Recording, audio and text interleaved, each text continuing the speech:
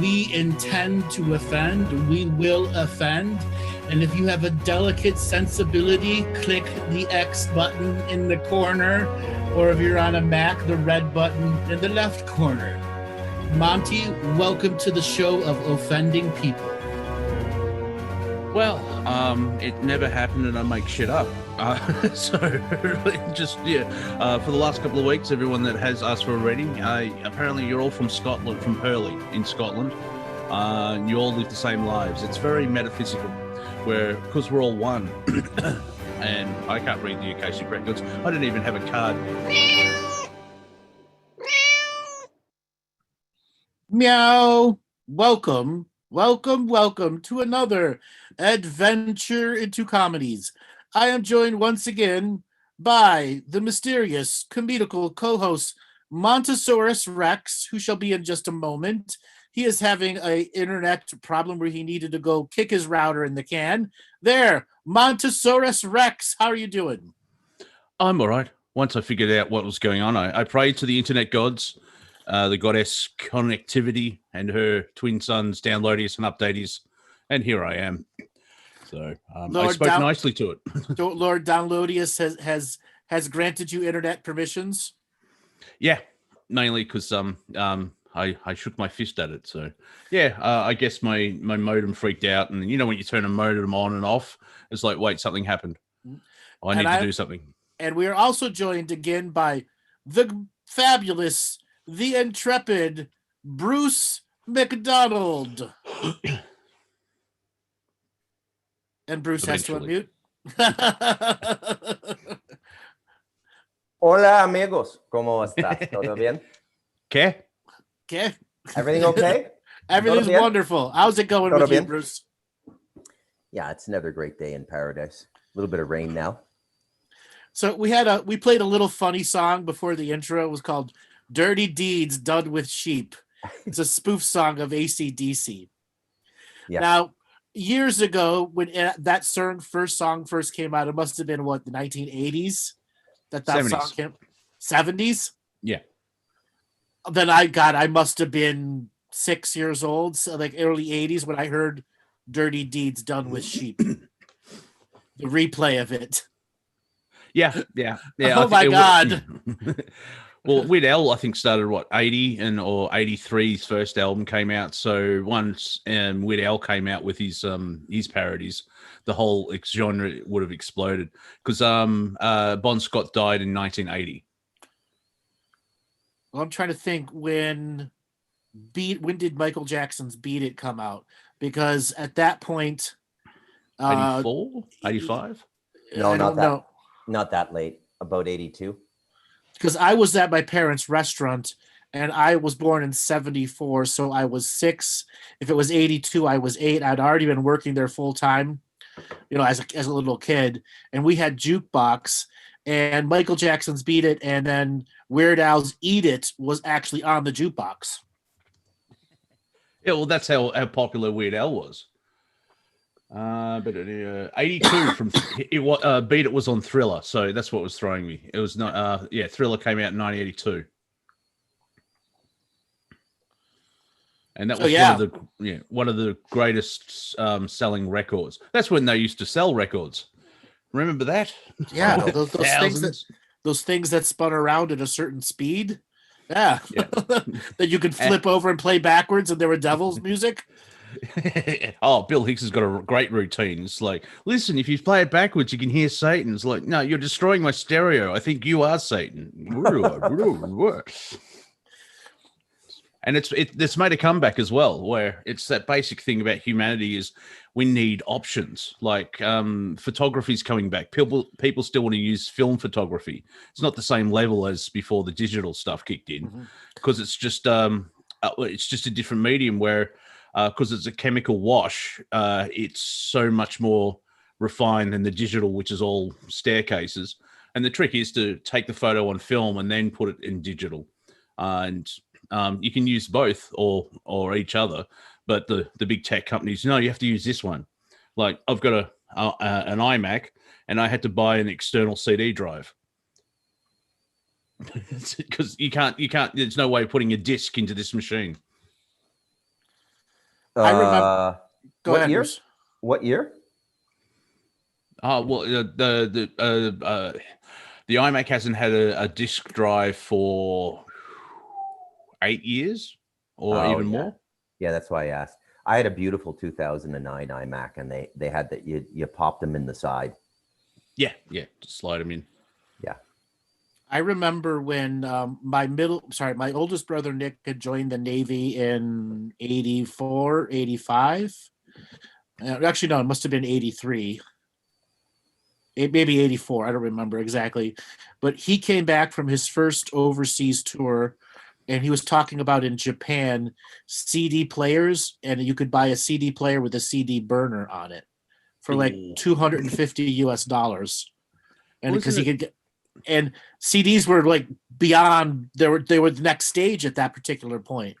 And then I remember the argument of record versus CD, digital versus pure analog sound. Yep, still goes on today in certain aspects. It's they're just different mediums. CDs are easier because they're compact. Because have you ever tried to take a vinyl Walkman anywhere? It's like really. I do have to say it's easier to put tapes in and out than it is CDs when you're driving a car. That is true. Yeah. Yep. Mind you, tapes is about that much and CDs that much, and then.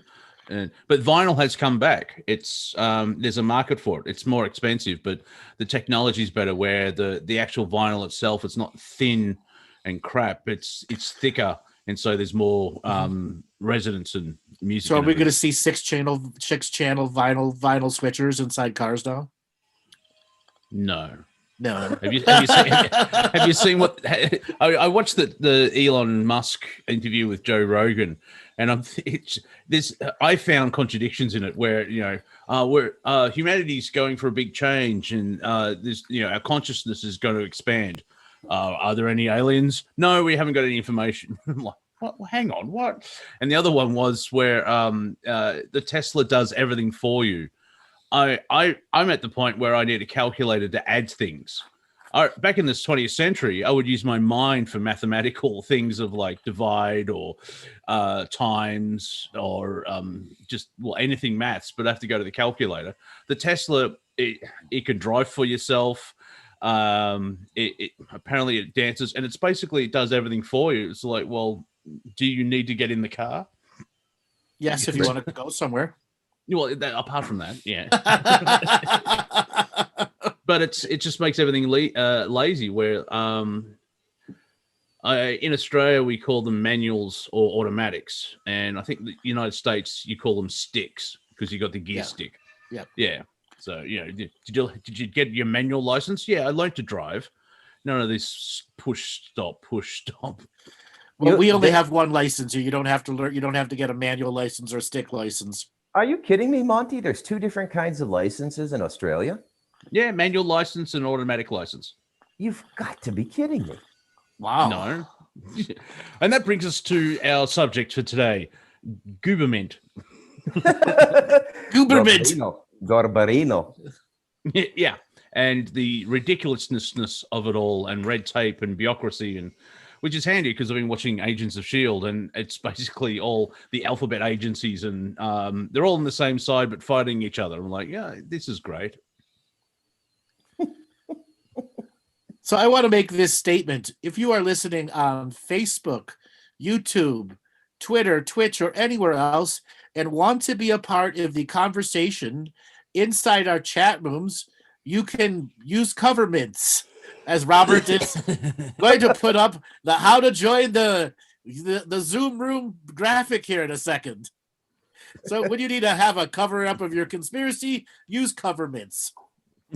So now with right now- caca. exactly now with caca instead of coca.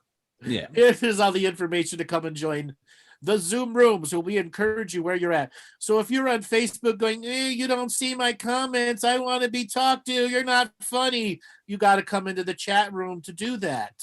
So if you're on YouTube and you just see YouTube people going back and forth and they're not listening to my comments, woe is me. You have to be here in the Zoom room. We are only curating comments from the Zoomers. And right now we have a powerful special group of Zoomers who are quite funny. So all you have to do is go to zoom.us, hit the meeting number 911-001-1974, hit the passcode 457-500. You also can dial in via the phone. Since all of the information is on the screen and you millennials expect everything, somebody might post something in Facebook for you. Yeah, go buy a Tesla. Such as David Wood and the Friends Who Like Andrew Bartzis group. He's wonderful at posting. But every time I go there, where's my passcode? Where's the this? We put it up every show, guys. So come on and join. It's called pattern recognition. It happens every show. Exactly. And yes, this is a comedy show. It is not 5 minutes of joke, laugh, joke, laugh, walk off stage. It's 2 hours of long format. So if you are you're not funny, bitch, that kind of stuff, guess what? Tough luck. This is a lighthearted show. And Monty and I are going to make you laugh or put the stick so far up your ass it comes out your tongue. Yeah, and due to free will, if you don't like what we're doing, stop watching. I know, it's kind of weird. Right. Over the last couple of weeks, we have been dealing with a non-troll troll. Okay? We were untrolled? We were untrolled, trolled, not trolled. So we're going to say this. It is funny. And if you don't like it, don't watch it.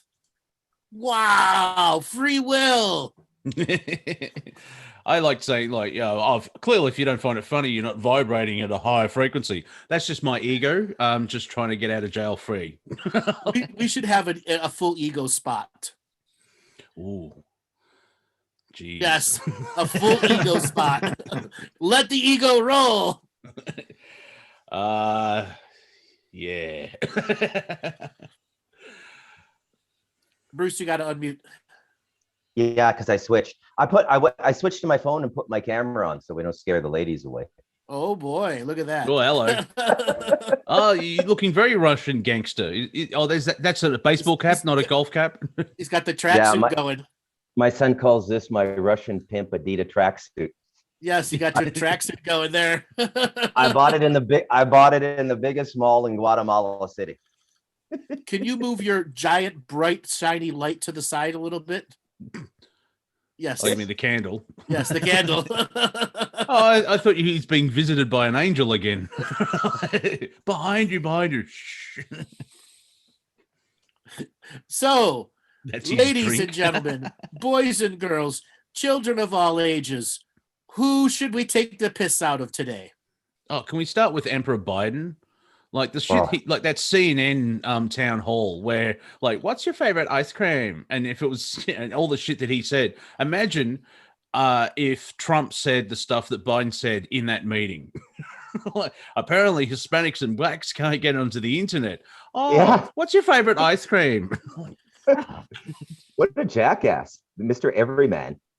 The irony is they gave him those softball questions and he fucked up the softball questions. Yeah, I noticed during the presidency. At least Trump fucks up the hard questions and does the soft questions fine. Yeah, I remember during the presidential debates where Biden would flip flop in one paragraph. We're not going to lock down. Trump's bad, blah blah blah, and then we'll bring in lockdowns. It's like. Wait, no one noticed this? Like, he changed position in 4 sentences. Yes, Alan, the clone is not firing on all 8 cylinders. No. Are we serious there? Do we think that's a clone? No, he's not a clone. No, that's Yeah, that's the original one.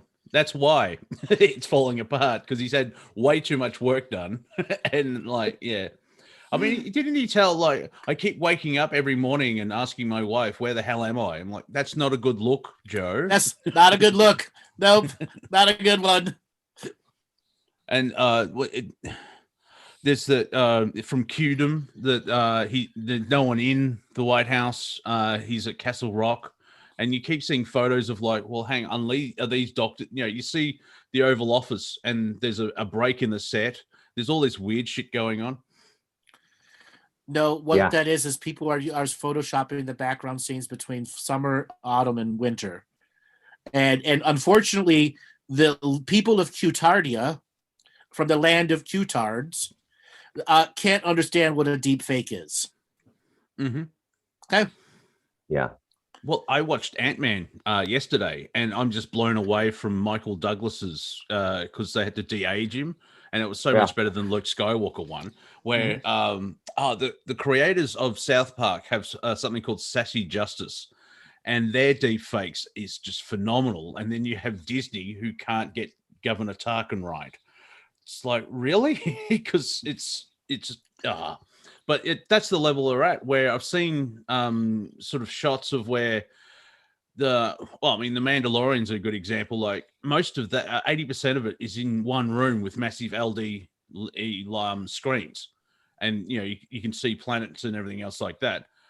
It's Wag the Dog at a higher level, where if they actually have good programming and know what they're doing, everything's kind of CGI fake now, or possibly.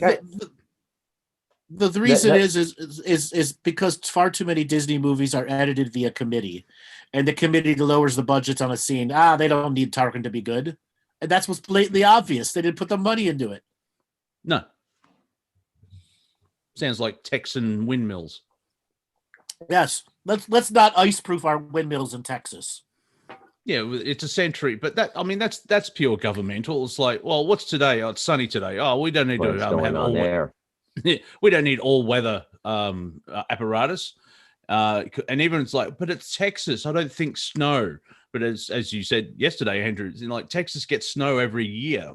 And even who's that idiot who tried to run for office? He's from the Young Turks, Chunk or Cenk or whatever his name is. Sirac or whatever, isn't it? Yeah, Syke. Yeah. He's actually gone, see, look, all these Californians that moved to Texas and now they haven't got anything, blah, blah, blah. And people pointing out, once a century storm, California happens yearly. Shut up, you're a knob. Right. And I want to reiterate, Texas is not foreign to icy rain either. Yes, that is the majority of northern Texas. But if you could ask anybody that's lived in southern Texas, we do see snow every now and then. We do see ice quite frequently, probably once every 3 to 4 years. And yet all of those windmills that were built, none of them were ice-proofed. Not one of them. Yeah, I've seen photos of the Antarctic where, there's 6 in a row and it's like, they're still working. Right. They're still working. What's going on here? Now, I have a friend in Texas that showed me her power bill. And normally it was a $200, $210 a month power bill. She has a $6,700 power bill. Wow. Yeah, and that's just based on in the last month because everyone needed to stay alive. And there's corruption. That's there. That's a week's worth of power, not a month's worth of power. Yeah. See, this is where I get the idea that Team Dark wants everyone to rebel and kick their ass because the whole, duality game of life on this planet was like, everyone's tired. We really need humanity to step up now. We're fucking over it. Or they're completely dumb and they keep doing this stuff. It's like, oh, we're getting away with it. Yay. Well, once again, owned by psychopaths, run by idiots. Run by idiots. Yeah, and the idiots are proving that. Yeah. This might be the stand up to the bully time that our parents told us about when we were 8. Oh yeah, power companies. We're gonna go 3 rounds with you. What better than all the armed Texans to go after the power companies? Yeah, well, which idiot would have pick a fight with Texas? They're not. Yeah, they're docile and they won't do much. Exactly. They're gonna go camp out in front of the windmills and start shooting the windmills with their guns. Now, I wonder if they bulletproofed them. You bulletproofed your windmills, but you didn't ice-proof them. Yeah, because it's outside. It's like even here in Australia, there will be a level of icing because Australia, we're known as outback and hot, but we do have colds. Like if you go into the desert, it's extremely hot during the day and then extremely cold at night. Yes, I want to thank Zero in the chat room. Don Quixote, eat your heart out. Hell yeah, we are at a point. Don Quixote ain't got nothing on us. Yeah, just this Mexican guy in a F100 truck driving around, going, "I kill these little bastards." Exactly. Where is the power company CEOs? I'm gonna go shoot them. And there's a Mexican and a black man and a Chinese man right next to him, going, "Yes, let's go kill him." Yeah. You got extra bags? Yes. Good to go. See, now, why is it the woke media picking? That's diversifying right there. It's just exactly. We can equal opportunity haters. It's it's the minorities trying to take the white man, which is a load of. If you follow that through, basically all white people are racist. No. It's the British elite. They're the pricks. Because have you seen what the British elite do to their poor? That's the weird thing about racism, where it's like everyone has white privilege. Explain that to everyone on poverty in a trailer park in Tennessee.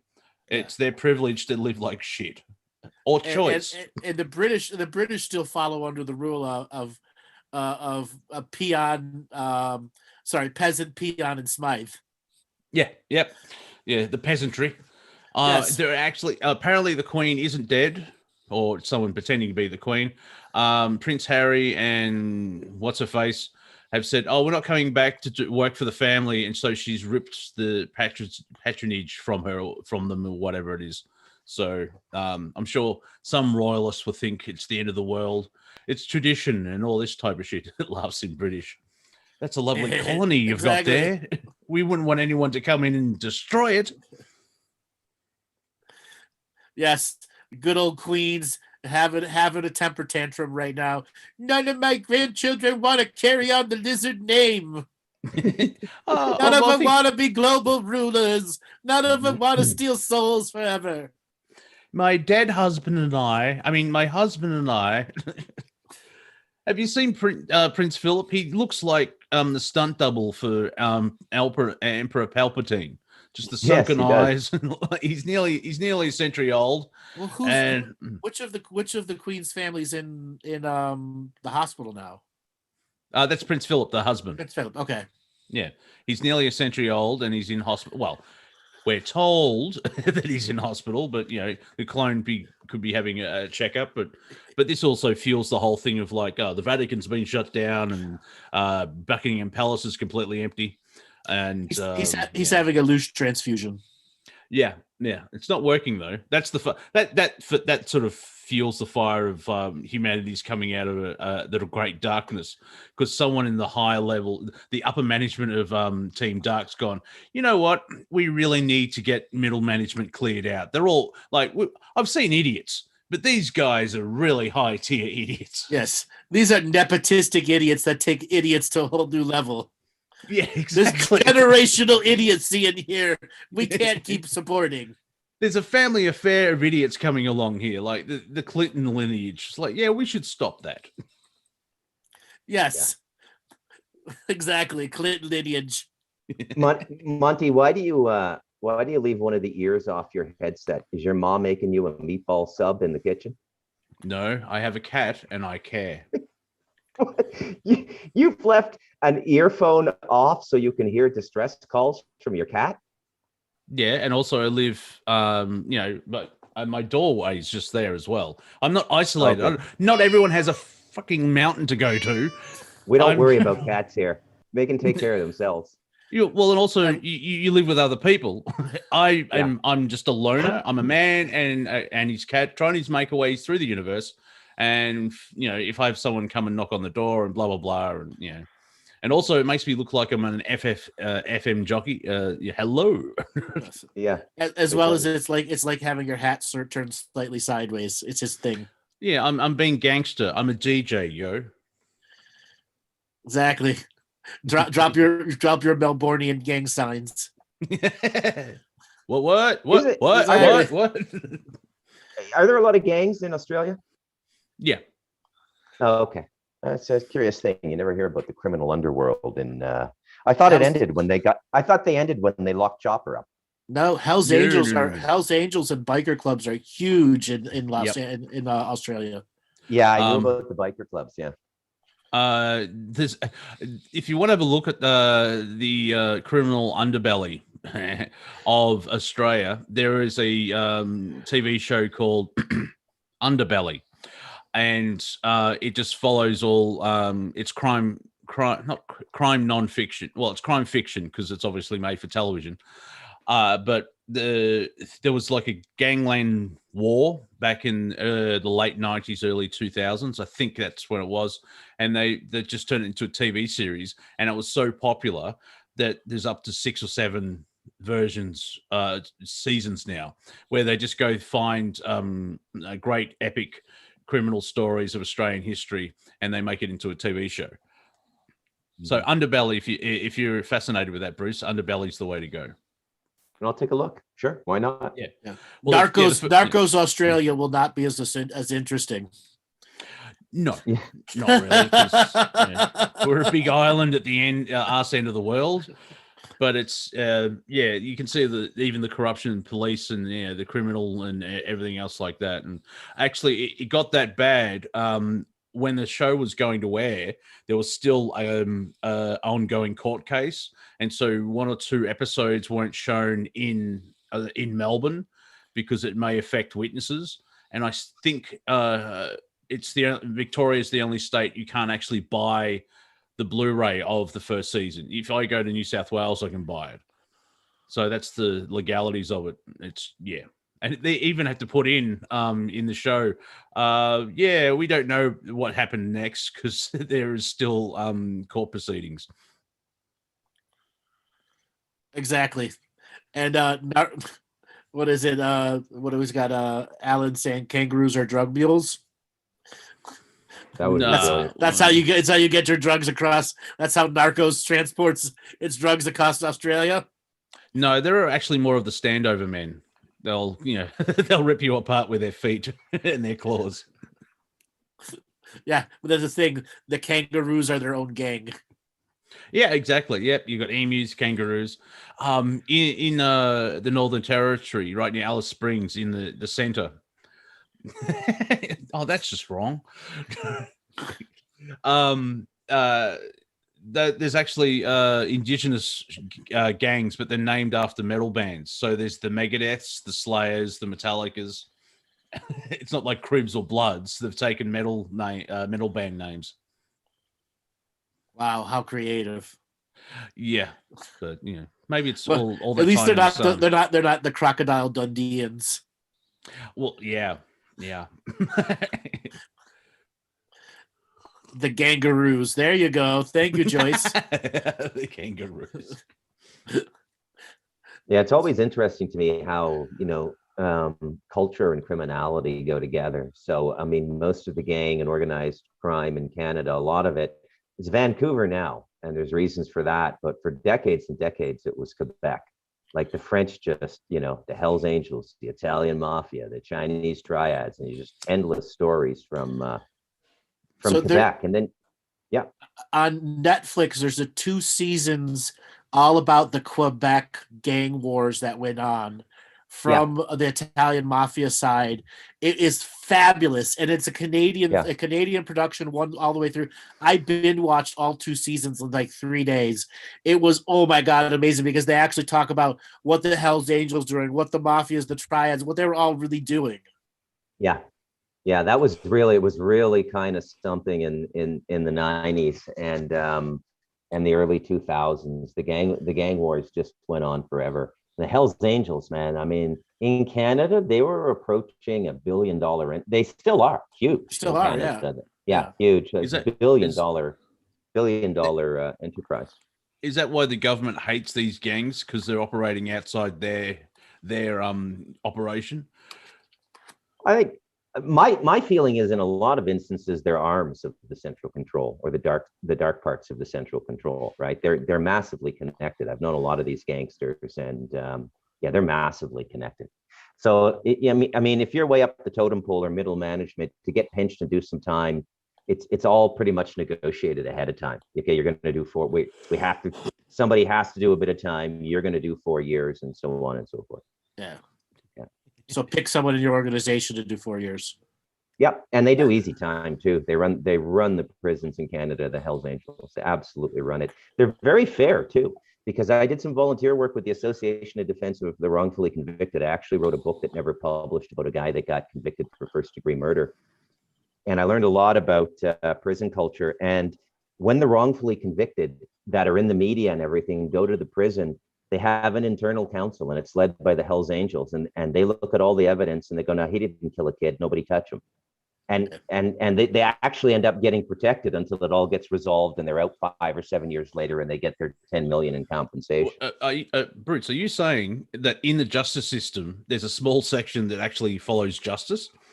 And it's called the Hells Angels. And it's called the Hells Angels. Yeah, they have more honor than the justice system. Like, you'll get a fair shake, right? You'll get a fair shake in jail.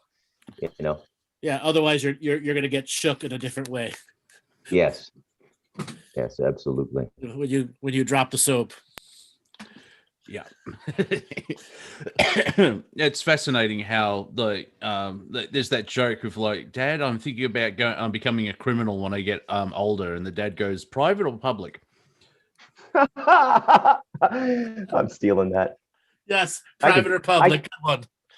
I'll have that joke sold for $100 10 minutes after this show, Monty. Yeah, and then and yeah, and then it'll be plagiarized because it's a meme that's been around for years. So oh, thank you for telling me that. Yeah, it's a street joke, if you're familiar with that term. Oh, okay, sure. Yeah. Street jokes basically means everyone knows the joke, but it's still funny, and it's not like we wrote it, but it's been around the lexicon. You know, it's like dad jokes. I'm hungry. Hi, hungry. I'm Dad. Shut up, Dad. Or do you guys know about the ATR button joke? No. Nope. Not everybody knows about it. The automatic tampon remover. God, I heard that joke in like 4th grade. Okay. Never mind. Yeah, and some jokes are stuck in time. Flypaper dildo. Thank you, Sean. Yes, the flypaper dildo. Oh dear.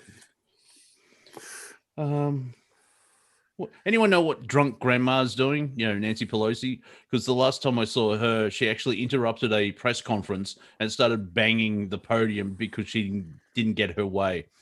With she's still the TDS, the Trump derangement syndrome, hasn't gone away. It's quite funny to watch where Trump's out of office, everything's supposed to be all right, but there's this massive vacuum. It's like, let's bring Trump back and just keep vilifying him. Yeah, I think we need to rename her Senile Losi. Yeah. And I like how can we make the country better? Well, we'll keep voting in these 80-year-old millionaires. That's going to work out well. Oh, Santo. Santo is saying that Nancy's gone back to pole dancing. Well, it is San Francisco. They're very progressive. Yes. Yes, indeed. Pole dancing. Get that image out of my head. You swine. Exactly. Stop that. Oh. The power of the imagination. So don't want that in your belief engine. Now, every time you watch Nancy trying to keep her teeth still because she's on her 8th vodka, can we end this interview quickly? I've got a session down at Kitty Cat's. Yeah, I've got some lobbyists to see. Wink, wink. Wink, wink. I'm just granting myself. Don't worry. Yeah, they're just shoving dollar bills into her campaign pocket. Yeah. Oh God. What did we just go to Deadpool level of humor? Yes, we did. Oh, that's just wrong. Her special grandma pocket that's for campaign dollars. Yep. I follow Hillary Clinton on Twitter, and I keep retweeting it and quoting, because the shit that keeps coming out, like, we have to follow the law, and you have to pay for your crimes, and it's like, yeah, you first, bitch.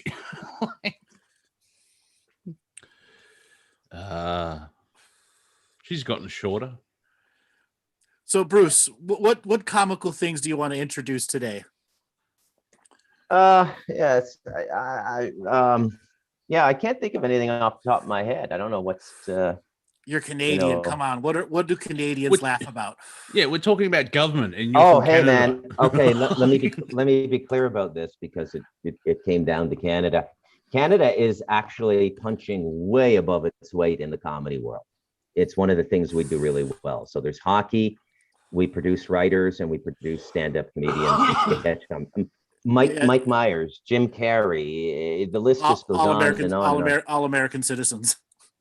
Yeah, there was a while where it was really weird. Yeah, well, they're American citizens now, but there was a while, about 15 years ago, all the leading men were Australian and all the comedic leads were Canadian. It was like an impossible to get a film gig in the United States and Hollywood if you were an American male. Because they were cheaper. And all the villains are British. Have you noticed that all the villains are British? Like, yes. British thespian, like Royal Academy actors.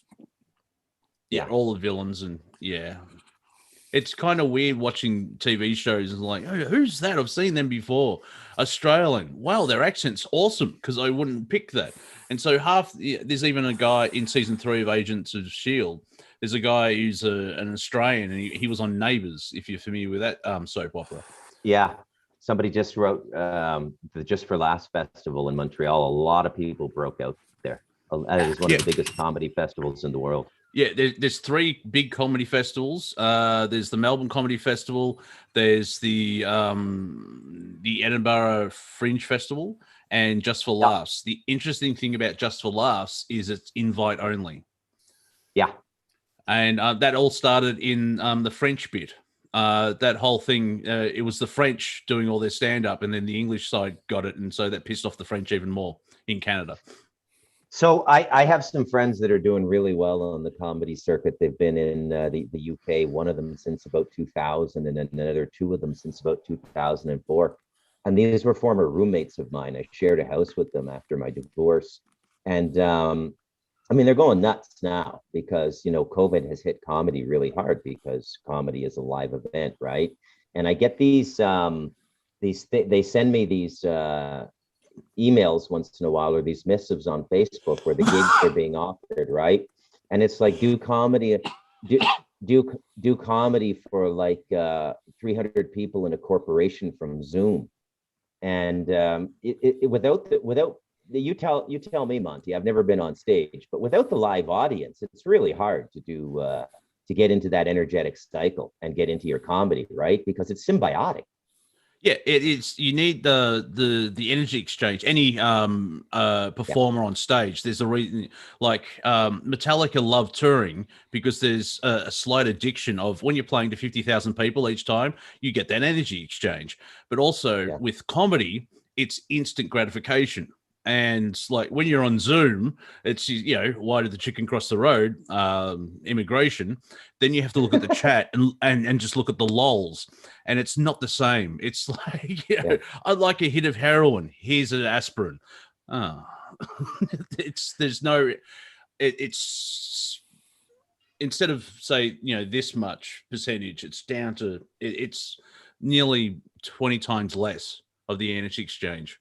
Monty, you and I have had this conversation many times about what this show does for the presenter you versus the live stage you. Now, it's been some years since you've been on live stage, but this type of show, live 2-hour format, virtually no break, it does give you quick wit. Yeah. Well, you have to. It's it exercises the improvisation muscles, because usually Right. And those improvisation muscles, having that live audience makes a difference. Now, I've been in front of a live audience doing conferences and hotel events many, many years. And let me tell you something, there is nothing like the live audience. It brings Yeah. out a whole different level of my unique personality. Yeah, Yeah. I actually did a gig in 2017 and I wasn't used to it. It's like, why is everyone staring at me? I'm on stage with a spotlight. Right. But just so nervous because it's that classic, like, you know, keyboard warrior. If a lot of people that actually said things that they post in front of the person they said it to, no one, 80% of stuff that's said on the internet would not be said to the person's face, mainly because they could punch you. But it's that hiding behind the screen or the keyboard. Right. And you can't tell if somebody's heckling you through chat. Well, Okay? because text is only 7% communication as well. Right. And it's we're in this reality, we got to the point we don't know what satire and parody is anymore, because say if AOC says something, oh, she's being funny, and there are people that believe her 100%. It's like, no, she's right. And then there's a great Twitter account, Titiana McGrath, completely made up, and Andrew Doyle is the genius behind it.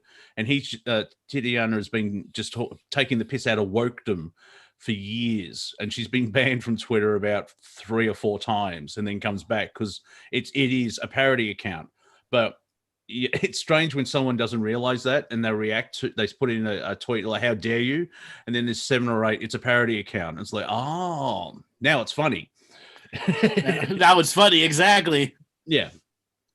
And that's It's what, like, it's like when you and I decided to do this comedy show. How many psychics are doing a comedy show? None. Why? Because the stick is so far up their ass, it's coming out their tongue. Okay? Yeah, they got pole dancing completely wrong. Yeah, they got pole dancing completely wrong. Internal pole dancing. Yes. Now, to be able to share this space with Monty and with Bruce and anyone that comes on is pure enlightenment joy for me. It is taking the seriousness of the material and adding a unique laugh factor to it. Every now and then we'll talk about serious shit, but it still falls back to the giggly laugh stuff. And I can say stupid stuff as my metaphor, and I don't have to give the serious metaphor of what I'm describing. Yeah, it's the same idea with Planet Collingwood, the show I have on Revolution Radio. And I think people at the station understand what it is as well, because Bruce is a regular guest, and it's basically taking the piss out of things, making people laugh, breaking up the energy. Because if you've got 2 studios 24/7 talking about serious stuff, which is warranted because you need to find out all this stuff, and then me, the clown, comes in and goes, hey, what's Nancy Pelosi's drunk, what's going on there? It just breaks up the it's just fascinating when someone comes on and starts being serious and then wonders why everyone's not taking them seriously. Yeah, it's quite funny. Like when we first started, I was telling you to rename your round table the Octagon. Come on, you fuckers. Exactly. Put them into verbal submission. Yeah. But people are people have realized it's the serious type of people, like Bruce, John Wayne, not the actor. That's my nickname for him. Just because obviously it's not the actor, he's dead. But he's got a brilliant show, I think on Saturdays on Revolution Radio, Studio A.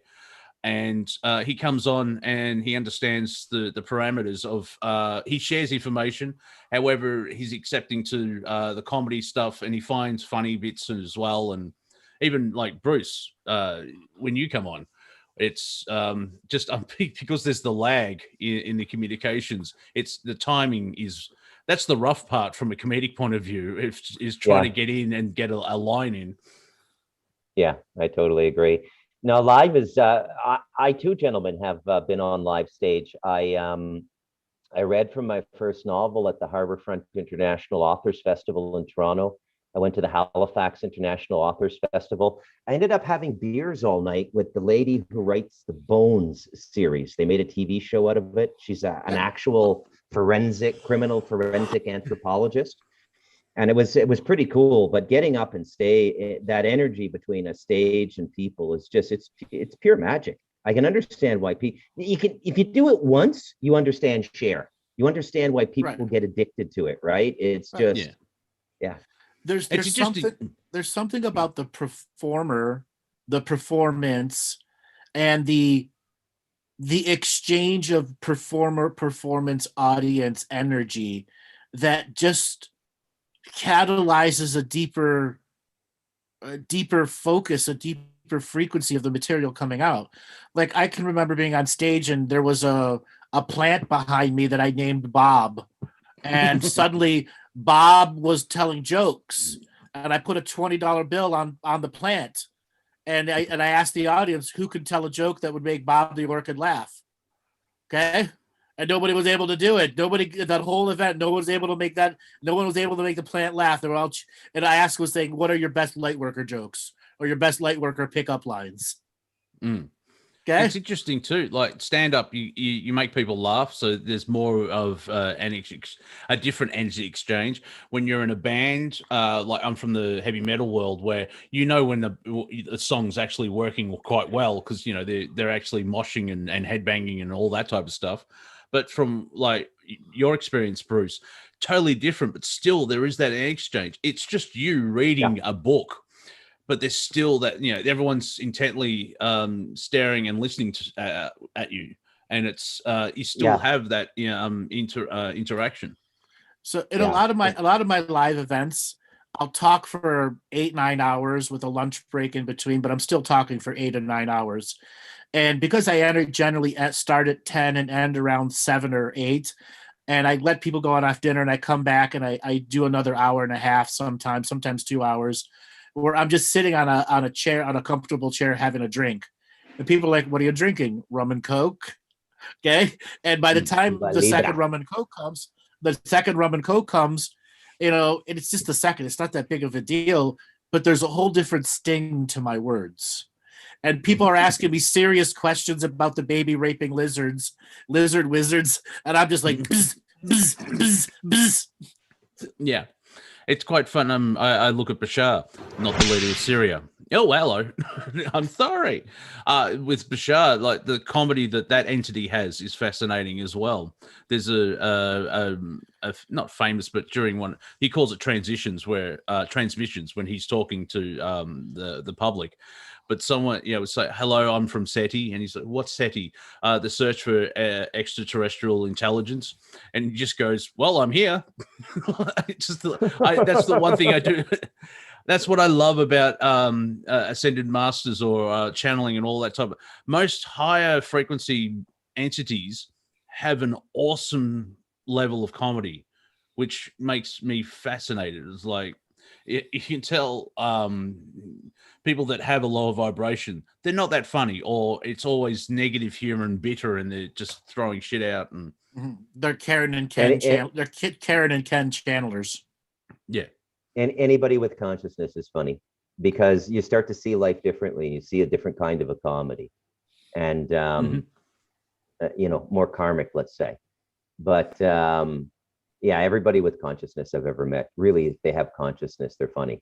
You know, when you talk to them privately, if they're, you know, if it's a Sufi sheikh and he's addressing 200 students, he's not going to be funny. But when you're out having a coffee with him, he'll just crack you up. It's nonstop. Yeah, I have a friend who actually knows the Dalai Lama, and he's got a wicked sense of humor. Yeah, I did know that. I could see, because he still sometimes it comes out on stage occasionally where he's still 7. He's giggling and even what, he's in his 14th body and he's aware of it, and he's still got that childlike wonder. So that's, ladies and gentlemen, it's childlike, not childish. Well said. Well said. Should put that on. What else? What other bones can we chew on here? American politics, I don't know. There's a lot of dogs fighting for that bone, and I don't see anything funny there right now. But well, I guess there is. The whole thing is funny, but it's like I after the election cycle, there's sort of that energy drain, and like as I mentioned before, they're trying to bring Trump back into the zeitgeist because they're trying to look for another hit. And because they've been attacking Trump. What was CNN in the first week of Biden's administration? The ratings dropped 44%. Yeah, I think they're all bleeding. I think they're all bleeding money now.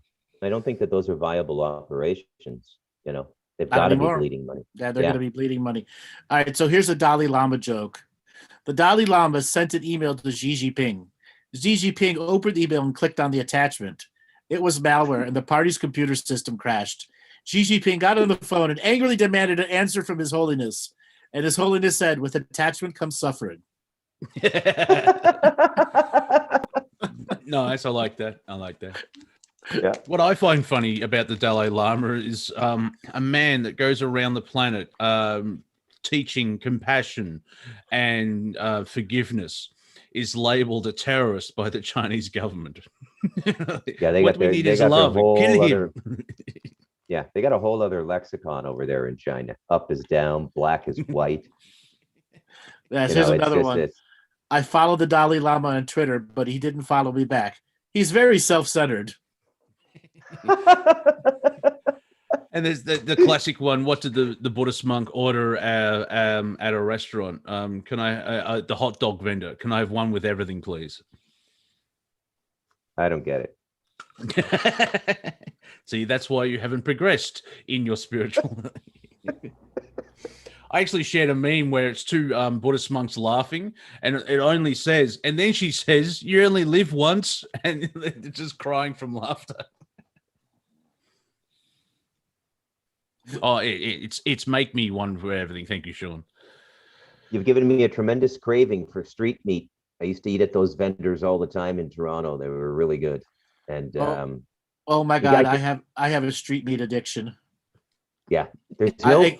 I need IV street meat. Yeah. As it's a comedy show, do you want to explain what street meat means? Because it could be a euphemism. The guy with the bushy mustache with the aluminum cart and the umbrella in the winter, and he's like serving up hot dogs and coke to all the outside the financial sector. And I don't think those guys are doing $200K a year, man. That's a really good gig. That's in like if you can get right in a downtown core in a financial sector or something, that's a really good gig. Yeah, some of them have the vertical spit, some are hot dogs, burgers, but I have had an addiction for street meat for so long because I did a lot of traveling with the nature of the job that I do. That's funny, street meat. I actually went more sexual there, Robert, but still, yeah, you get the point. So they didn't even move it; they painted over it. There's government right there. So I remember flying into Portland to do some private work with some high-end corporate clients, and they put me up in a pretty posh hotel right there in downtown Portland. And I come out the hotel, and to the right of me, I'm like, oh, what is that smell? And I just let myself be attracted. And then there's 7 street vendors on one side, 5 street vendors over there, and a pizza place over there. Oh, the joy, the smells, the conflagration of smells in one spot, plus with the diesel buses. Followed by the diesel buses that have been converted to run on fry oil. So diesel and burnt French fries. Yeah. I'll never forget the confluence of smells. The street markets in Asia, like when I lived in Taiwan, it was unbelievable the food you could get on the street, just unbelievably good. And everything's fresh over there. If you're up late drinking one night at the karaoke or something and you're driving home at 4 a.m. on your motorcycle, you see all the trucks with the pigs and the chickens going to the restaurants and everything. It's all super fresh. But a lot of street meat in China, man. A lot. I ate everything in China: cat, dog, rat, snake, like everything. And my policy on meat now is as long as the sauce is good, I'll eat it. I'm the same way. I've done cat, dog, rat, snake. I've done all that. I'm a person that will try anything once. Yeah, I mean, the concept of famine is really, if you're capable of eating anything, famine is an impossibility. It's just there's always something to eat. There's insects. There's something, right? Yeah, well, that's part of the famine. Spice up this famine comedy routine a bit, Monty. So people are dying.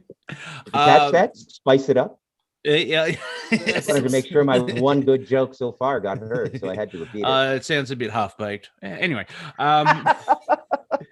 The interesting Touche. thing about is that there's part of the wokedom are pushing like to save the planet. Let's all eat bugs, and it's like no, we have agriculture, you idiot. Like Yeah. it's Let's like let's what? discuss. Yeah, Let's, if we may, let's discuss that for a moment, okay? And really dig into this for at least 40 seconds. yeah. Um, I'm just going to do dramatic pauses and grin when I make a joke now, so everybody knows it's a joke. I forgot what I was going to say now. Oh yeah, how bad? Agriculture. How bad or not bad is the situation with the Earth? Like we know global warming is a hoax, um, but are there any environmental concerns we have to take into account? I know in Costa Rica they were pretty close to chopping down all the forests in the early 80s, and the government turned it around, and now it's about 80% jungle here now. It's all returned. But logging, like my father-in-law who passed last year, he raised 11 kids just cutting trees down on this mountain. You find a Coca-Cola tree at 50 grand, right? It's and then they made it all illegal. But so what is the state of the world? Like, how should we be interacting with this world now in terms of our supply chain, and all of these things? Are there any Earth-based concerns we need to take into our biodiversity should absolutely be protected. Yeah. Well, I was going to say, like, what level do you want to go? Like, are we at catastrophic? Because, like, humans are still doing bad things and the planet is taking a couple of hits and scratches. But as Andrew and I have pointed out, the whole thing of if the planet was in trouble, she would just shrug and pole shift and wipe us all off. So, but that doesn't mean, we continue polluting and all that. It's, it comes down to, the whole overpopulation angle. There's too many people. No, it's just bad management. And that comes to the environmental side of things, where here in Australia, Rio Tinto, the mining company, blew up a sacred site that is 40,000 years old. And then they said, oops, sorry. It's like, it's humanity versus profit. And so we have to sort of get into the mindset of balance with nature, basically. But it's the whole thing of what do you need to destroy just to make a profit? There are other ways of doing it. Yeah, exactly. And the greater journey to protecting biodiversity is attacking the nature of the corruption.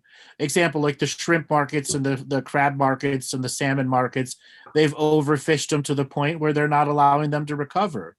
And the current laws that are out there are just making the prices go up more and the demand go up more. Versus actually deploying science to reseed the oceans with fish. Like they could very easily convert oil tankers to be massive in-sea fish farms to produce eggs for shrimp, and because they have land-based saltwater shrimp farms that grow shrimp from the ground up to be sold at restaurants. Popcorn shrimp that aren't of full age, but all those could be redone on ships so you could reseed them into the ocean and use the existing ocean water, so you're not having closed circuit systems where disease could kill them all. Yeah, bad management, basically. It's like if you're this is where I get the whole New World Order thing. It's like, we'll cut the population to 500 million people. Well, no, that will fuck up the whole loosh farm thing, because that they're not going to get the same product. You need billions of people. You need a better way of controlling them from a farm point of view. But that's why I don't see the New World Order kicking in. They like to have the threat of the New World Order, which produces loosh. So that makes sense. But I don't know. There'll be a mass cull. They want to do that, but I think it's that. I remember Andrew were talking about. They're trying to start World War III. They've been trying to start World War III since 1945. And so that threat's always in the background, just generating fear, kicking it along. But they don't want to actually have World War III. Why do you want to, shit what you eat type thing? Yeah. So the greater journey here is to understanding the nature of corruption, breeds the mismanagement of all aspects of the world ecosystem. Example, like they set up in the 1970s the disaster funds for super toxic sites, yet none of those companies have actually put $1 into their own Superfund sites. It's all government funded. And we're talking major corporations who are still in business today that just left toxic disaster zones. Yeah. Okay. Yeah. So it's my understanding that they still have not properly cleaned up the two sites. One is Hanford. Correct. I can't remember the second one. I can't remember, but it's where Fat Man and Little Boy were made. The bombs dropped on Nagasaki, and there's still a lingering environmental problem, and they don't know what to do with it. It's because it made it into the drinking water, actually the water table at 300 feet, and they have no way to fix it. Yeah. Yeah, and in the U.S., there's a whole bunch of radioactive material buried underground in these tanks that are starting to crack. So there are a few problems, right?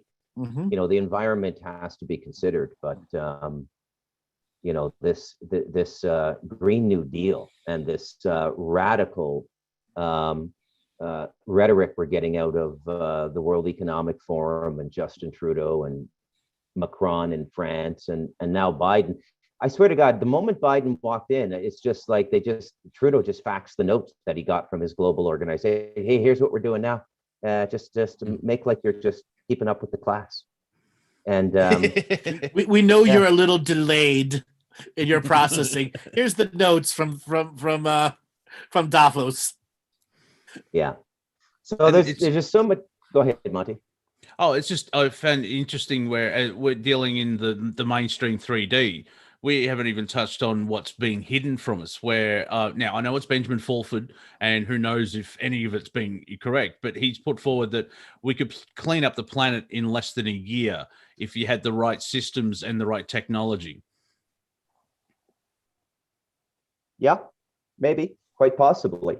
I mean, there's a lot of technology out there. I used to work for a 6-time-a-year publication called the Environmental Waste Reporter, and we just reviewed technologies that were coming out. But what I can tell you is that, you know, modernization, it does come with problems. And so when you just look at like the really first bad thing that we made very early on for the transformers and electricity to keep them cool were the PCBs, the polychlorinated benfills. It's a bitch getting rid of those things, and that's like a 115-year-old problem. And we, you know, so there are things I think about. Will they take you know, do they warrant the measures that we're seeing now? No, not at all. Absolutely not at all. Well, it's part of it seems to be part of the whole globalism where now I can see Earth becoming one if it's allowed to happen naturally. But what they're doing, they're pushing it and they want to make it into their own version of the New World Order, and as well as you know, the energy and the Great Reset, where you'll own nothing and you'll be happy. I don't think we'll be happy. Like not only renting everything. It's like, really? Is it just like me, or is that dude super creepy? I mean, what is with the Andromedan disco outfit? I mean, seriously, man. What is going on with that guy? Is it? I only know him as Anal Schwab, but is it Alan Schwab, whatever that guy? You know, he wore a samurai that costume, and I think it's like this is a weird thing where the opening of CERN, where they did all that ritual, and they've got Shiva at the front, and it's like, aren't you people supposed to be scientists to better humanity? And you're dealing with the dark arts, like the ceremony of CERN opening up. It's like, what is this, a Super Bowl halftime show? What's going on? Yeah, they're all in those freaky clubs now. You know. Yeah, and they think they're better than humanity. They've been a part of those clubs a long time. Now I want to touch on the CERN Shiva thing. That's example of let the curtain open up and let them see how Oz is run, and they can't do nothing about it. That's the triple middle finger. Okay. Finger where the other finger comes from. Yeah. That's that extra hand. Yeah, sup up, bitch. Yeah. Exactly. I refer to CERN. You down with math, bitches? Oh, you like life. I love to take your life. I am Shiva the Destroyer. I'm coming for your Slurpee. I refer to destroyer of your world. Mine's fine. I destroy. No, not destroy. I'd like to destroy CERN. I call CERN Satan's donut. because it's massive, and I do love it. I've named there was a ferret, and I've named him Pierre. The Prime creator gave him a mission, and he was successful. He chewed on some of the wires, killed himself, but disarmed the one of the colliders for about 8 months. Yes. Like, yeah, Caused $7.2 billion in damage. One fuck hell of a weasel. exactly. It's like, okay, I'll take one for the team for you. All right. I'll take the 5 million volts. Exactly. Shiva, watch this. I'm coming for you. There's a cartoon, Shiva versus the weasel. Come on, bitch. Imagine being those scientists when they finally get told a weasel gotcha. Yeah, I don't think we really need to tell that. Yeah, the only thing that comes to mind when we go into the weasel discussion here is I could really use a few good mongoose over here. I wonder if that would screw up the ecosystem completely. If it would destroy it. It would destroy it. It would just absolutely destroy it. Something's got to bite back on the snakes here, Andrew. It's just ridiculous, man. It's like there's just too many. I mean, I don't go like a week or so without coming across a venomous snake. And I was just thinking, why is that? Why is there no, it doesn't seem to be any. The only natural predators to the snakes here are other snakes. We have breeds of snakes that eat snakes. Yeah. And that's the only thing. But yeah, I would say that I have a terciopelio problem up here, the way New York has a rat problem. You don't see them all the time, but they're everywhere. And all it takes is one bad trip to the John at 3 o'clock in the morning and chank lettuce. And you're not going to die. But you got like 3 hours to get to the clinic and get the anti-venom in you. It's a big pain in the ass. You got to wake people up and stuff. Literally a big pain in the ass, yeah. Does Steven have gas in his truck? I just stopped in. What are you doing? It's 4 a.m. Yeah, but this snake won't let go of my ass. Yeah. You bit onto my balls. Yeah.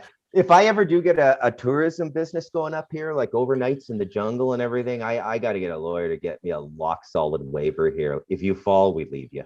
Like, there's no medevac. This isn't Disney World, bad. There's no medevac. You're not getting out of here. If you fall, you die. Watch where you're walking. You like to point out, we're not the Marines. We told you to bring knee-high Wellingtons. You brought your fancy Columbia ankle-high hiking shoes. Why didn't you listen? We aren't the Marines. We will leave men behind. Exactly. This is Costa Rica. We will leave you behind. It's in your paperwork. Yeah. Welcome to Chateau Bruce. You may die and be left to rot in the jungles, but it's good for the ecosystem. So there has to be a way to create some kind of snake repelling frequency energy. Yeah, I want to get on that actually. It's not so much my property. I don't know what's going on here, but like when I go to visit my relatives and stuff, and I just hear the snake stories, and I say to Rosemary, my wife, I say, why aren't we having all these problems with snakes? She says, I don't know. But David and his brother, my two abaca cutters, they kill a snake every 3 days, like a 2-meter terciopello, right? And you don't see them to the last second. Yeah, of course. I have an idea. The thing is, you don't see them to the last second. It's Have an outdoor rave once a month. Boom, boom, boom, boom. Yeah. You know what? That idea crossed my mind actually. The valley here is big enough. We get some porta potties and some portable showers, and we could have like 2,000 people here and do a cacao rave for sure. And the cacao would all be local. I don't know about that. But if you get bit, the people that it would attract, oh no. Yeah. Oh no. Yeah. When I say an outdoor rave, don't invite anyone. Just have the sound system thumping away. Just the sound system. Yeah, they're very sensitive to vibrations, aren't they? Yeah. Yes, and then there's like here in the States, there's this tree that produces this fruit you can't eat, but when you cut open to it, it's super highly citric and acidic, and it makes it like you could just bring it into a room and spiders within 50 feet will flee forever. Yeah. And it does the same thing to snakes here too. Oh, nice. I'll look into it. I wouldn't mind getting something. I'll be right back. Yeah. So there's definitely ways to figure out how to repel snakes. and then obviously setting up the right kind of snake traps. That's the other process. Just like they set up the rat traps up here in the major commercial districts. Well, it makes sense. Like, I'm sure there's one or two answers in the ecosystem to balance it out. Like here in Australia, we have to cull kangaroos occasionally because the English killed most of the Aboriginals. I don't want ecosystem advice from the people who brought in the cane toad. Thank you very much. Well, I didn't do that. No, but you bear the mark, Aussie. You bear the mark. You are the cane toad perpetrator. Oh, yeah. Well, let's not bring up the rabbits then. Do you have an Aussie birth certificate then? You bear the mark. No, I have an English, but it's worse. I have an English birth certificate. Oh, okay. Yeah. I was born in Nottingham, and then 3 months later, my parents came home. So I have a citizenship. So I've got half a mark. I got a buddy in Scotland who's winning a lot of awards now for a nature documentary he did. He's a documentary filmmaker, Rob McKay. And he was just recently in contact with me, and he says, Bruce, I want to do a documentary on jaguars. Do you think that you could arrange for me to see a jaguar in the wild? I said, you have $400. He says, that's all it costs. I said, yeah, you just got to stake a pig and hang out long enough. Stake a pig. And if after 30 minutes, just go twist the pig's ear and then go back your 100 meters away and you're duck blind and just wait for it with your cameras. You'll see it. So Alan in the chat room started a new business, snake meat street vendor. Yeah. There you go. You can eat a snake. Snake meat El Pastor. It'll be the new rave. So what do you have here? Oh, we have beautiful snakes from the mountains of Costa Rica. It's imported every day. These are beautiful things. They are very tasty. It's a huge business here, though, exporting to pet stores illegally, right? You got especially the parrots and a few other things, right? People like sea turtle eggs for some reason. I don't know. Those sell really well. I got second cousins in my family doing that down along the coast. I just berate them every time they come up to the mountain, right? Why in the hell are you doing that? Why not just become a car mechanic or something? But it's easy money. Easy money. There's not as much wildlife where I live because the natives still live off the land, right? So and they eat everything. They eat the monkeys. They eat everything. Like anything that moves, they have a recipe for it. They'll cook it up, and that's why everything's in control. They have control of their biodiversity, and therefore you can go out and take a piss in the middle of the night, get bit by a snake. Yeah. So you got to tell your brother-in-law to let them hunt more on your land. Yeah, that might work. Yeah. So you just can eat anything up here, man. Anything up here. The mountain rivers are just full of fish too. I forget the Spanish name of this fish, but it sells for like $11 a kilogram. It's like the salmon of Costa Rica, or of Central America, and you can just go and I could go tomorrow down to the river and just catch two of them. There's just food everywhere here, everywhere. Yeah, it's like a sample pack of the Garden of Eden. Yeah. Sample pack, exactly. Costco sampler. Yes. Yeah. So I wonder what was the Garden of Eden. Have you been to Costa Rica? In 1,000 square miles, you have everything, and 50% of it can't be removed from there because of traveling and storage. Yeah, you'd have to get out of San Jose within 4 hours to keep that myth alive, though. But it's a beautiful place. One night in San Jose, you'd get back on the plane, and it's a fun town if you like gambling and drugs and whores and stuff like that. It's a lot of fun. Yeah, but everyone has that. It's by its namesake, San Jose. Yeah, but exactly. Everybody has it, but it's on steroids here, Monty. It's on steroids, right? Yeah. We have the weather for it. Look up the Del Rey Hotel, Costa Rica. Just look up the Del Rey. They actually have a live camera going into the casino. It's like a Bond film. Every woman in there could be in a Bond film, an extra in a Bond film. And but once you get out of the city, but a lot of people are going to the city, and it's the same thing happening here as everywhere else, right? That's not the Del Rey. Not that I'd know. Allegedly, yes. Yeah, thanks for that, Robin. What are you looking at? Oh, that is was the an Del Rey. accident. That is the Del That- Rey, yeah. That is the Del Rey. I actually know that guy at the desk. For I've been when- here 6 years. yeah, I've only so- been married. I've only been married 3. Yes, when Bruce wants to be a part of a James Bond movie. puts on the tuxedo, swabbles in. Also, as in fairness to myself, I have read copious blackjack books, and I generally win at blackjack. I don't win exorbitant amounts. I play a very simple system. So my system is you got to be willing to lose what you want to win. So if I want to make $1,000, I bet $1,000 and I quarter it into 4 $250 bets. And that's all I do. And when I double my money, I leave. And that's from years of playing blackjack and realizing that every single time I've sat down at $1 or $2 chip blackjack table just to kill time, drinking a Miller Genuine Draft in Vegas, 100% of the time I double my money at some point, right? And the thing is, you just knowing when to leave. yeah. So yeah, there's my really well-formed excuse for being at the Del Rey. That makes sense of like the universe. It's like, I need all this money, and the universe gives it to you, and then you don't leave, and then you lose it all because the universe has gone, Yeah. You should have fucking learned your lesson, you dumb twat. Yeah, there's no renegotiating the manifestation contract. We heard you 30 minutes ago. Get out of here, asshole. Exactly. All right, guys, we're going to take our break right now. Robert, go ahead and set up the break. We're going to be back in about 5 minutes, everyone. So go to the bathroom, grab a beer, take the stick out of your neighbor's ass, sit down, share the link, get more people to come and watch. All right, everyone, we'll see you in about 5 minutes. I'm going to go piss on some snakes.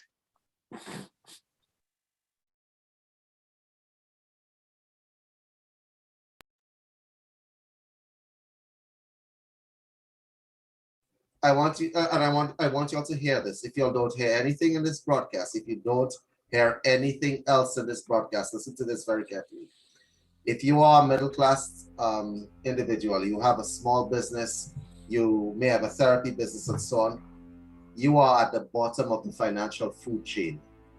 People feed off of you. And they do not care. They don't care. No, they don't. And the people at the lowest level of the totem, you have to enthusiastically innovate your way out of this. And innovation is going to be one of the few unique tools they can't censor from you. All right. So how do we free ourselves from financial slavery? To free ourselves from financial tyranny, number one, stop thinking that everything is going to be okay. Stop that thought process. Everything is going to be okay only when you make it okay. That's number one. Number two, stop spending money on stupid shit. Okay? There's no other way to say that. Right. The stock market is on the upswing. How could it be on the upswing and everything you see around you is on the downswing? How many businesses have closed? Okay? How many people are being how many people are living hand to mouth? Really? A lot. Okay? I'm just giving you the points here. Number three, please stop depending on people to give you a salary. Right. So starting your own business means you have to innovate. How does a massage therapist adapt to an online environment? A massage therapist adapts to an online environment by changing to a massage educator online. It's absolutely important for your survival. And I mean survival all around. If you're still paying a landlord thousands of dollars for a business that isn't open, you have to seriously reevaluate your situation. Okay? Because you're under lockdown. Okay?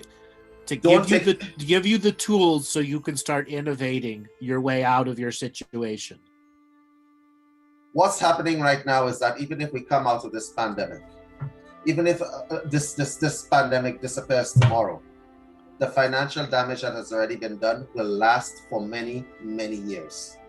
The key is innovate, innovate, innovate. No more vertical thinking, lateral thinking.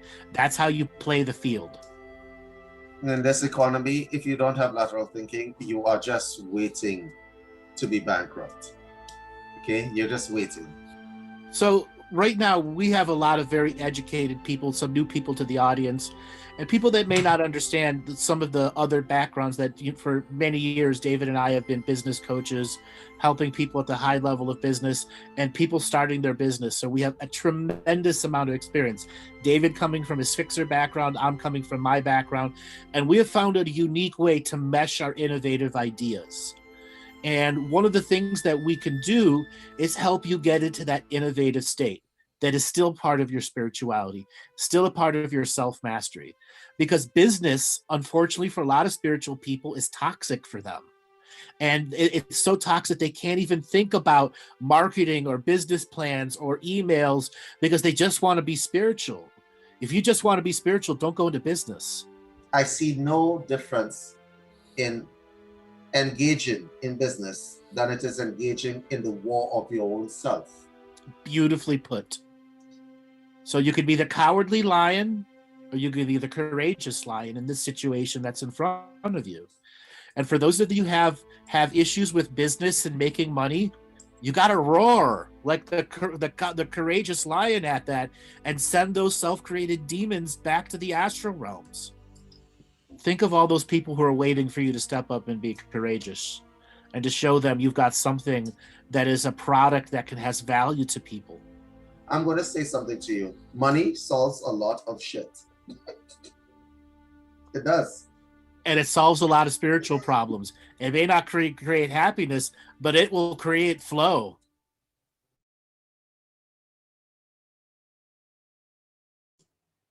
And welcome back, everyone. We have just advertised, and I'm outside. Hold me turn my video off behind the scenes. We are going to be having a webinar with David Ellis coming up soon, dealing with your business. So everyone stay tuned for that more information. But we are back now with our Friday night comedy show. Welcome back, Montosaurus Rex and Bruce on the Mountain. Interesting enough, Monty is French to mountain.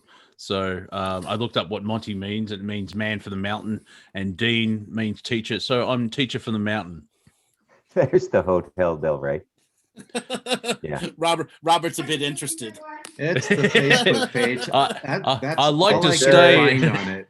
Is her name Hotel? I like to stay in her. Hey. Yeah, I can send you down there for 2 days with one of my nephews, keep you safe and relatively out of trouble within your boundaries if you want to fly over after COVID. No fee on my part. That's just me giving back. No fixer fee. Giving back. Just giving back. Bruce, is this an escort service? Well, there's no such thing. Prostitution is legal here. Yeah, it's legal. Pimping is illegal. Yeah, they come down, they jump on you with both feet if you're living off the avails. And that's the difference in cultures that we all get to experience in every place in space.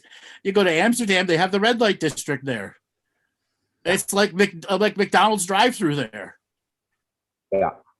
They actually recently passed a law that everybody is allowed to have sex at least twice a year. So if you're on disability or welfare or something, they give out sex vouchers, I think, twice a year. So you can go get laid in Amsterdam.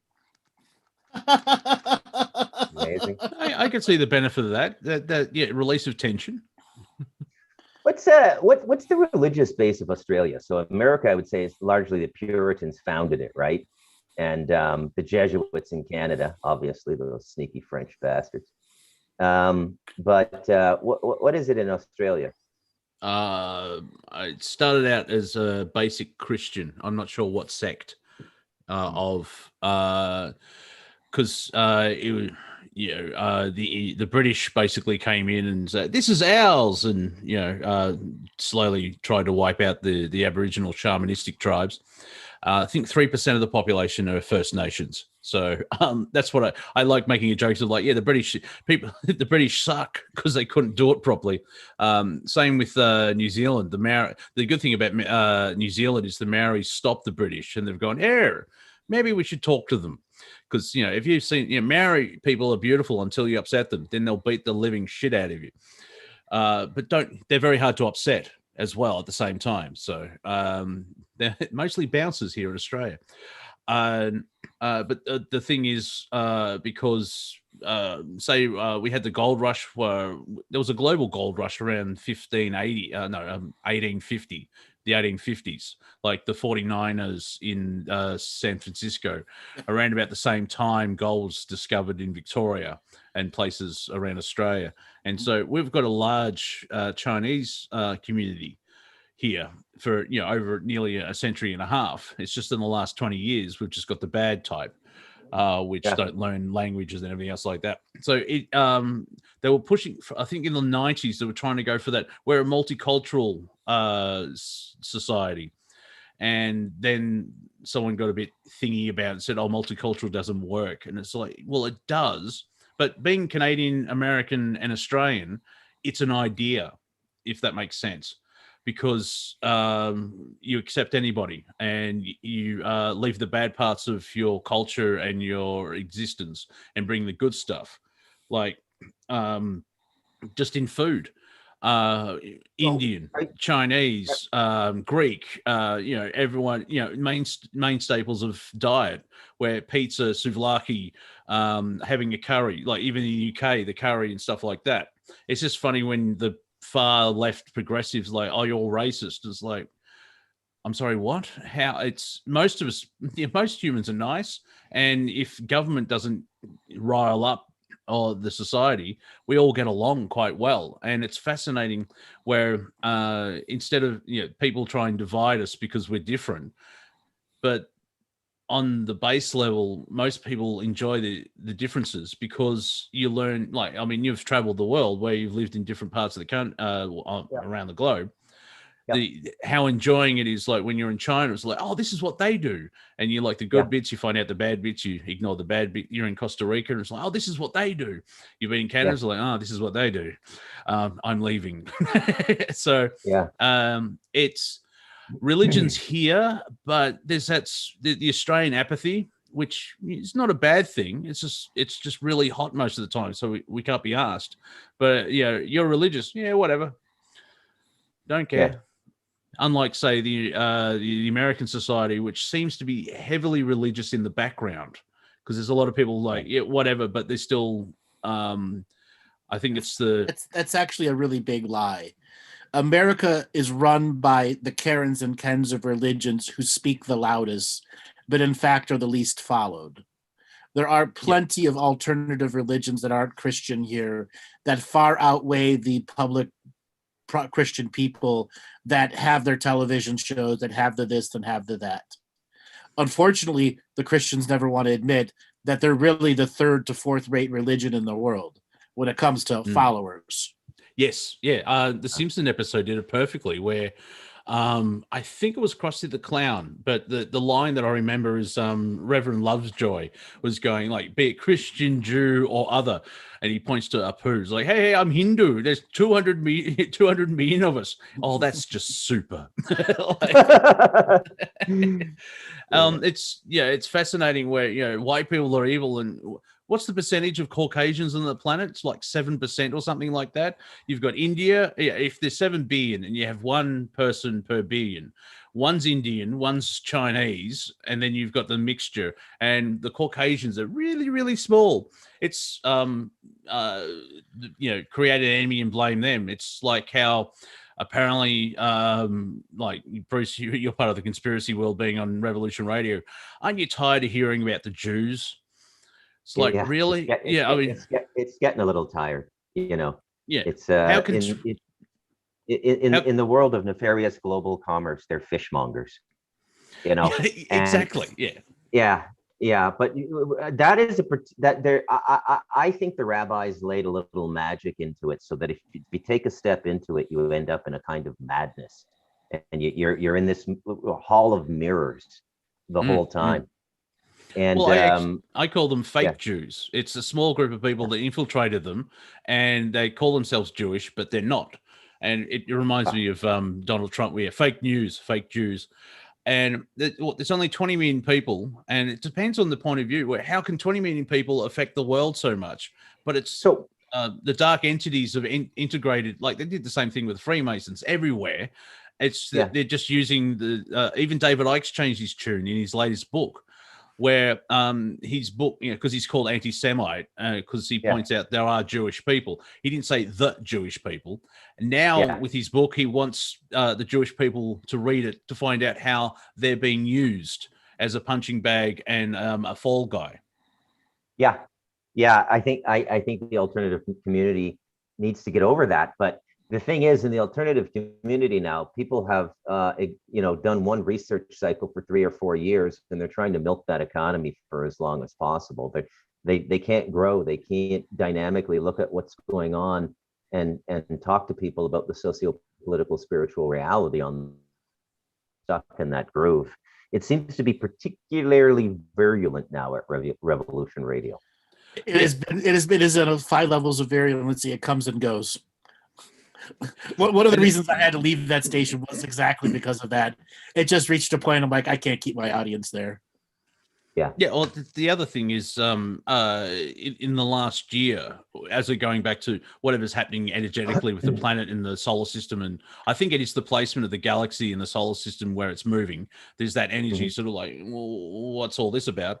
There people are sticking to their narrative, and if you have a bit of information that is truth, they don't accept it into their belief engine because it changes everything. And it's like, no, it's all this, it's all the, it's a guy, everything's because of a guy called Dave. Yeah, but Dave has a brother called Harry. No, Harry doesn't exist. It's all Dave. You know what I mean? It's and it's not just conspiracy theories. It's a lot of people that are stuck in that 3D world. They don't want that little bit of just one sentence of information that comes in to their reality that changes everything. They just refuse. They've got the blinders on, and because they've been stuck in the same thing for a decade, if they find new information, it changes everything, as I said. And there's probably a fear going on. Remember, about 12 months ago, a lot of conspiracy theories were freaking out because COVID hit and the lockdown started. And half of them were gone, oh, wow, it's true. What I've been talking about for years is true. I'm like, oh, and they freaked out, which was, being a comedian was funny to watch. So that's why I'm still at the station, because I don't name and shame, but I make the comedic aspect of it, because it's like, really, critical thinking. Thank you, Rose. Hopefully that's what she's talking about, because the chat actually has its own conversation going on as well. Can I ask Andrew a question? Sure. Yeah. So this is, now that we've sort of wandered into this Fiddler on the Roof topic, what is the karmic perspective? What is the Akashic perspective on the Bolshevik Revolution? What happened there? What was really going on? Because, as we know, the public story is never the true story. All right, because this is a comedy show, I'm gonna use a. All right, forget it. It's not funny. Hey, move on. Move on. Okay. What are you doing? You're sucking the vibe out of the room. Okay. So I'm gonna give it this. It was the setup for the great philosophical backstab. That philosophy means nothing. Follow your philosophy, but you're still going to get a dagger up your ass and it's going to come out your mouth. There's nothing you can do to debate your way in or out of this. Yeah. Is to get the philosophers to come out of their cabins and out of their hermitsy areas where they're writing their flyers, and to get them all the chance to get killed. Okay, because ultimately we must understand what post-United States Civil War to World War II was about. It was getting the secret societies and the secret sects to kill themselves off, to be a part of the great patriotic race, so that they would all go and die, so there wasn't an educated secret society as a mass group of people to be in existence. Period. It was to kill off the educated people that were in the secret societies that were doing damage to the greater global narrative, which is what they wanted to do, was eliminate the apparatus that they had to pay for. Yeah. Yeah. Yeah.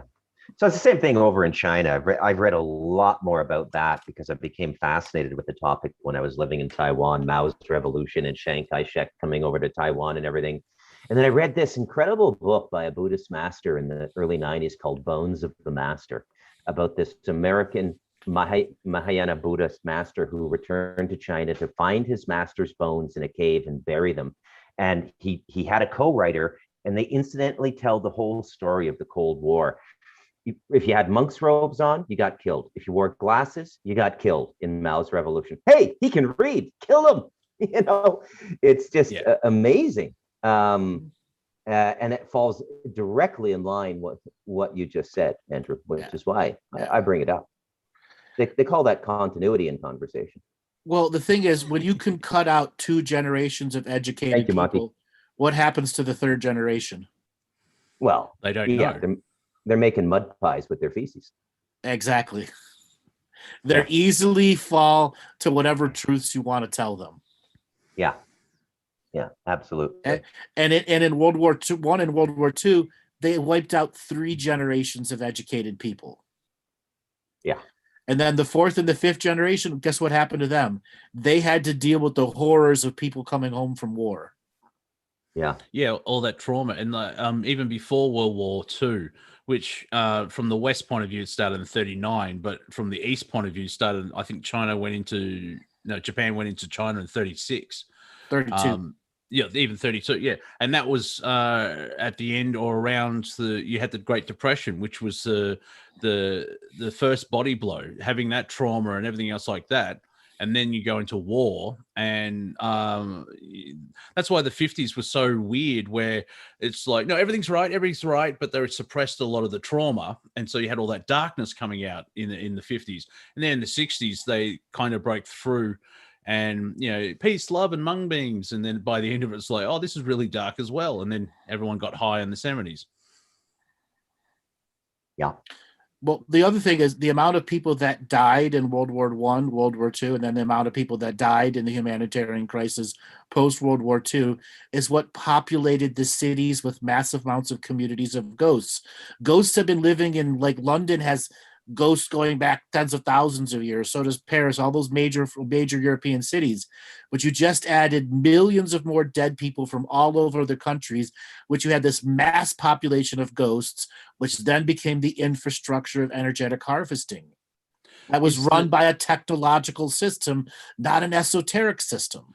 Yeah, and the ghosts are there because of the trauma of how they all died. That's Correct. basically what's anchoring them. Instead of a natural transition, they were brutally murdered and en masse. And it's interesting looking at the history where, the Germans were terrible because they firebombed Coventry. Yeah, because 2 days earlier, the Allies firebombed Dresden. And, there's all that twisting of... more people died in the firebombing of Tokyo than did both the nuclear bombs. Not funny. That makes sense. Not funny. Not funny. And they firebombed Tokyo like 4 times. Yeah, and and people make fun of them. Oh, they've got houses built out of balsa wood and rice paper, which the firebombing obviously would spread in a second.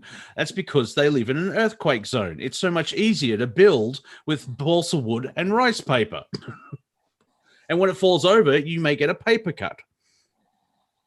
Yeah, and most people don't realize, more people died in one firebombing in Tokyo than both the nuclear bombs that were dropped. Wow. Yeah. Okay. Wow. Yeah, and that's the fun part of, like, it's very hard. You can't question history because it's like you can't even ask a question about the Holocaust, even if it's like, when did it, you know what I mean? Like the whole Gino Carano thing, where she mentioned how the Holocaust started 10 years earlier, how the government was using mind manipulation, gaslighting for neighbors to attack neighbors. And she gets lumped as an anti-Semite because she mentions the Holocaust. And I know we've, well, I just probably answer them, but I know Bruce and I have genuine questions of like, what are actual numbers, what actually happened here, why won't they tell that to the general public? You can't even get halfway through the first question and you get labeled anti-Semite and full of hate. Yeah, more or less. It's like you just don't want to talk about it in public, right? Yeah. So somebody in the chat room, Dave is saying, was that the Doolittle raids? No, the Doolittle raids did virtually nothing damage-wise. It was just there to say we can punch back at you. The firebombing of Tokyo was in mid-44. It's when they finally had the B-29 super fortresses go into effect, and they were using 700-pound and 500-pound incendiary bombs with white phosphorus that blew up. That were airburst bombs that with white phosphorus that would airburst 200 yards above impact. So it would spread out a massive cloud of white phosphorus. And they did it in such a way that it would create these energy channels or wind venturies so that the fire was self-feeding, known as a conflagration. And they mastered that by bombing the European cities, firebombing the European cities, because they didn't have enough explosive to put in the regular bombs when they ran out of it. And so they started making white phosphorus-based bombs. Yeah, it's kind of sad that the society we have today, that half of it is based on how to kill people. Like if you look at the history of air flight that we know of with the Wright brothers, two bicycle mechanics, to it's 66 years till we actually allegedly land on the moon. Every advancement with flight is usually connected to military and how to kill people.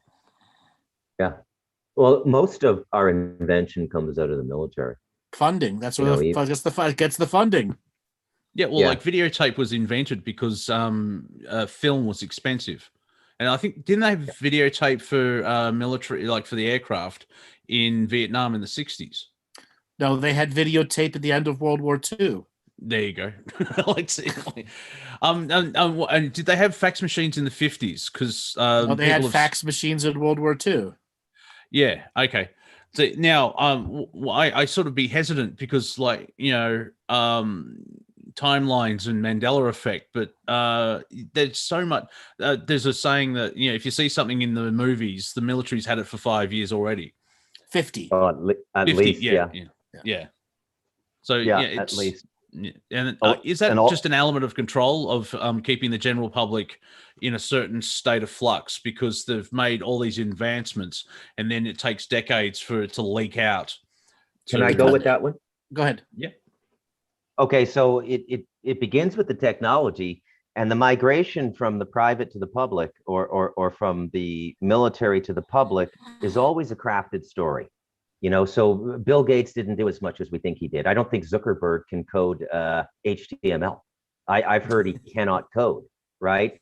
So these guys are actors. They're pretending to be that figure. The system is working. Look, this guy started this company in his garage and he's worth like $500 billion now, and so on. So it's not only the technology, but as the technology goes into society, they get to craft a control narrative there, or a support narrative for whatever system you have in place. And the support narrative for America was the great entrepreneur, right? Bill Gates and which sets up the modern oligarchy of people in social media, such as Bill Gates, Elon Musk, etc. Yeah. So it's a Colombian soap opera. Really, everything we see, all the politics is. And believe me, I know a little something about Colombian soap operas now. And go ahead. What do we think of of Elon Musk? Because he comes across a bit odd. I can't get a read on that guy. He's like Data from Star Trek. Yeah, that's the odd that I'm going for. Because AI is terrible at firing, and we have to be aware of it and to put it in check. And then 3 months later, we've got Neuralink where we're going to put a chip into your head, like bit of a jump, and all the Starlink and everything else like that. And I've joked with Andrew if he actually finally gets to Mars, I'm sure there's a couple of racers who are like, "What the hell are you doing here?" Get off my lawn. I'm gonna step in here on Elon Musk. I think he is a very practiced thespian when he needs to talk to the public just like those British actors with perfect English accents, and then when you go to listen to talk him and you hear their British accent, I think he knows how to talk to common public with the accent that is perfect. And then when he's in a sciencey background, he lets all his shit flow. I think he has practiced what to say to public, and then privately with all the super technology that he does know about, he talks about it all the time. Yeah, makes sense. Well, I saw Alex Jones was on Ladder with Crowder, and he let slip apparently Joe Rogan and Elon Musk are going to do something. And I'm like, oh, that'll be interesting to see what that's about, but we'll have to wait and see. Electric skateboard? Probably. Well, I mean, he did release. Elon Musk did like Spaceballs, and so he made for sale a flamethrower. Yes, I did see that. Yeah. Yeah. And it's interesting too, like one of his cars is called Plaid. So I think he really likes that movie. Because I haven't been in a Tesla, but it gets to 0 to 60 in 3.7 seconds or something ridiculous. Everyone that gets in a Tesla where they do that acceleration, they crap their pants because it's twice as fast of a high-speed car. I don't know what he's done in the car to make it that fast. But calling it Plaid, if you remember in Spaceballs, when Spaceball 1 goes to ludicrous speed, and instead of a light trail, they actually go to Plaid.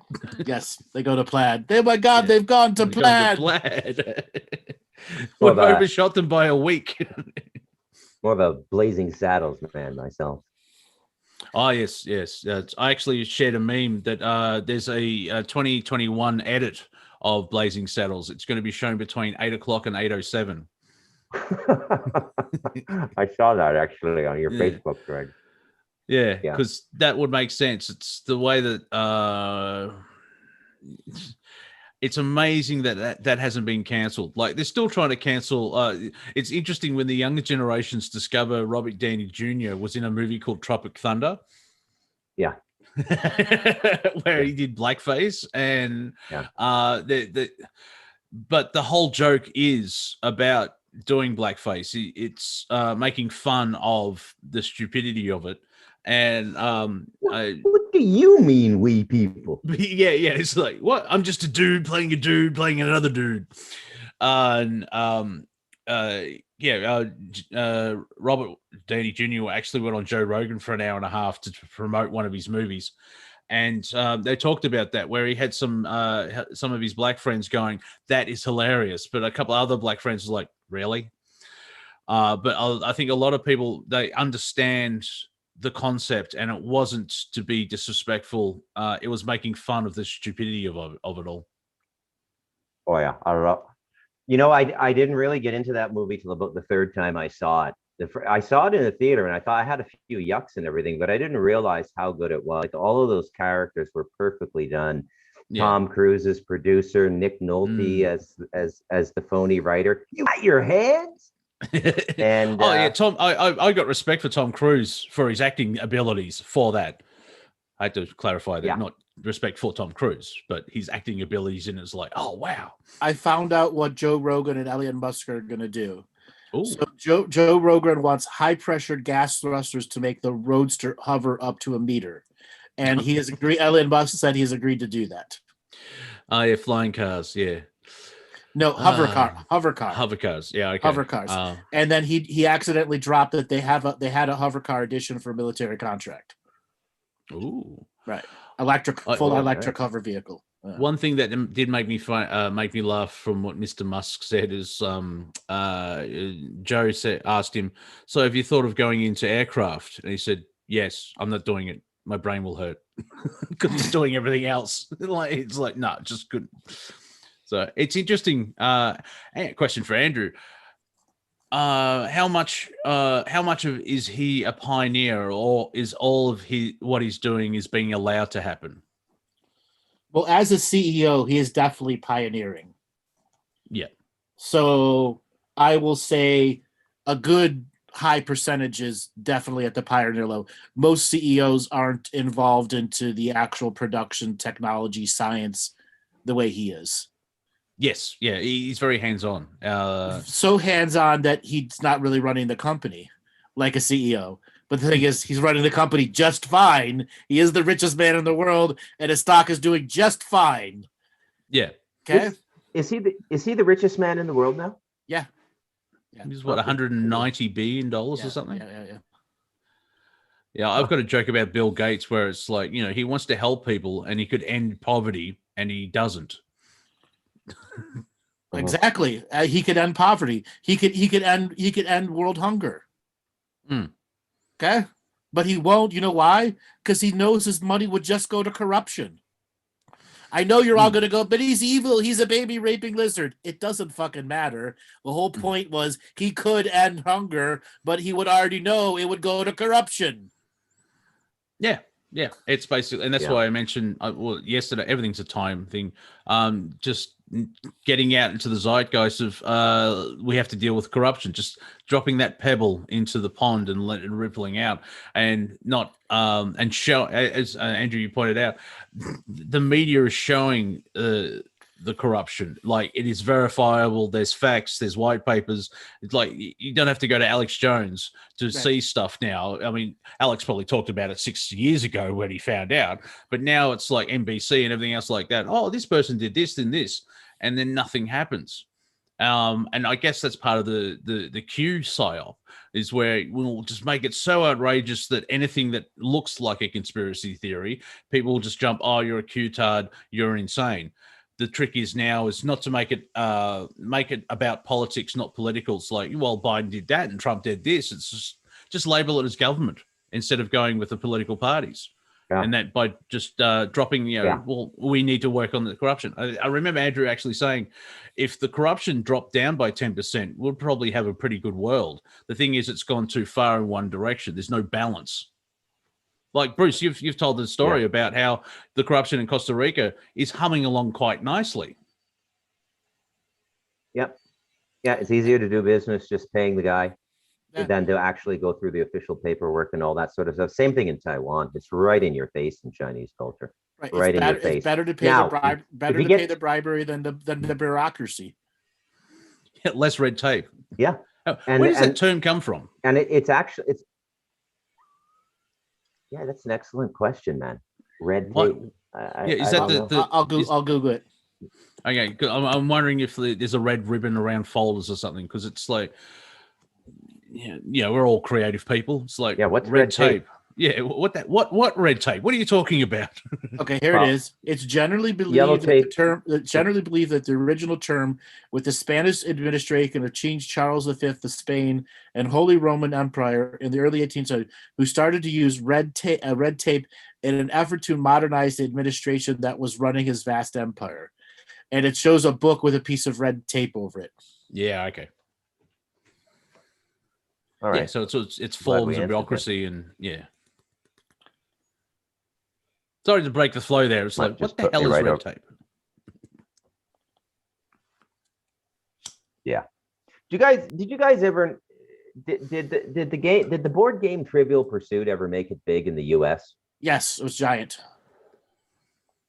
Yeah, so that was like three guys from like around Toronto, just north of Toronto. One of them owns a hockey club in the Junior A League now north. But that would be a great Trivial Pursuit question. Where does the term red tape come from? There's actually a Star Wars version of it. I'm sure there'll be a Harry Potter version of it as well. Is there really? It's branched out that much now? Well, yeah. I mean, the Star Wars is huge, where it's just not the 6 films, and this is before the Disney shit. There is hundreds of novels and thousands of comics, and the expanded universe expanded. And in the Lucas timeline, there's 35,000 years of history. Jeez. So yeah, they'll easily have a Trivial Pursuit game of Star Wars. Yeah. I'm waiting for the personal flying device, right? The drones that you just kind of put on like a backpack, and you just go your 10 kilometers and you come back with your grocery bags 100 feet in the air. They have them already. They're just not approved for civil aviation. So yeah, like the Segway. So yeah. So there are right now in what is it? The first air taxi has been approved. There's 2 cities now that have air taxis, which are just remote controlled drones. and they're Wow. Dubai and Arab Emirates. Wow. But that is so cool, actually. Yeah. Yeah, but just think about the bureaucracy and red tape for that. I mean, you know what people are like in cars. If you want them in the air, it's Well, like they don't actually fly. They're all remote controlled. They're all controlled by a central computer. Well, that system. that makes sense Yeah. because then they'll have flight paths and they'll be aware of radars and everything else like that. There you But go. if we have like the Jetsons where anyone can fly anywhere, there's just going to be total chaos. So you could also, Robert, you can also look up hover bikes or basically it's a motorcycle with propellers like that. Quite literally, there's scores of people that are producing these now. Wow. Right. You know what the retail is? Yeah. Ooh, Yeah, they're available for sale now. Yeah. What do they go for? Like 40 to 70 grand. Wow. There you go. Oh, That's not dangerous at all. That's And just basically there's ones that are better designed. It's interesting that this one says Dubai police on the side. Right, because it's a military application too. But there are ones that are better designed. That's the first generation one from 2014. Yeah, because usually, like when you see them in the movies, like Marvel and stuff, they actually have a ring around the propeller, obviously for safety, which makes sense. Because looking at that's hardcore riot control. Just fly straight through there and chopping bits and arms and going everywhere. When you see them like that, they're for getting the lightest amount of weight on it to get the flight control systems to work. That's why I said that's the first generation model. I've been following this stuff for a long time. Bruce, earlier today, you said I was an awesome problem solver. It's because I've been looking into this stuff, into the Akashic record, into the physical, what's out there. And what I can say is everything is already out there to fix this world. Everything is there. It's just the red tape would never allow it to be put into action.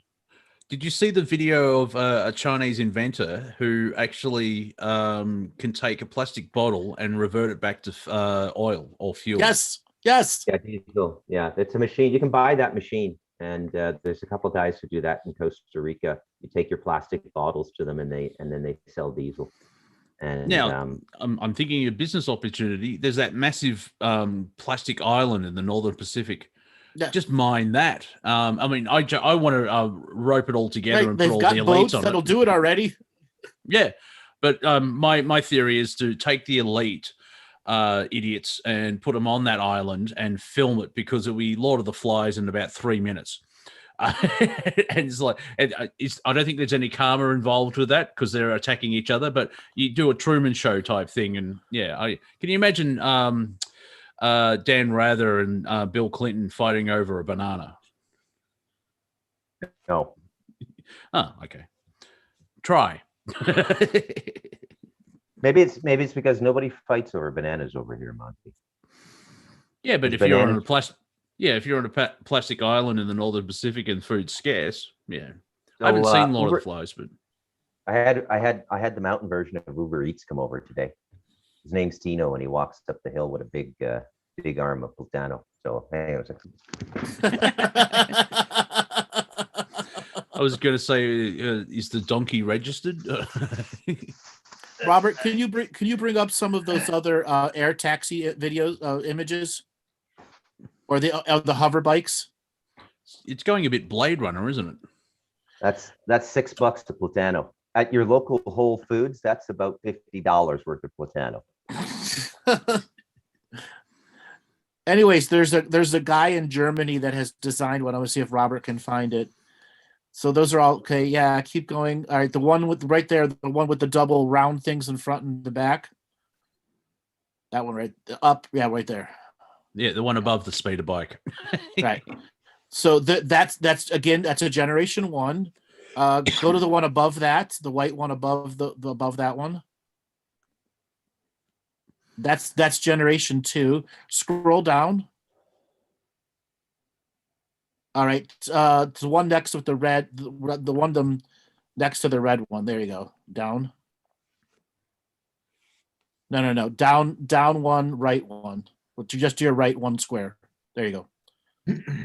Okay, that's a generation 3. Wow, that's nice. Okay. So now they're showing you the safety factors and what it can do, and they're getting the weight to battery levels. That's a generation 3.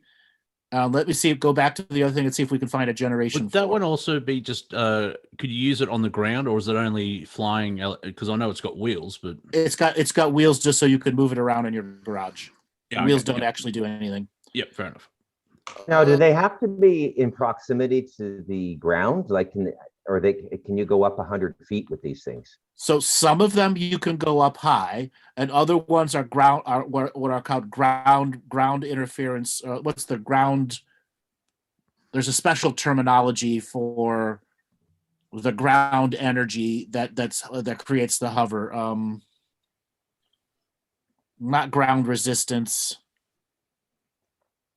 Anyways, there's a certain mathematical law that allows ground hover resistance.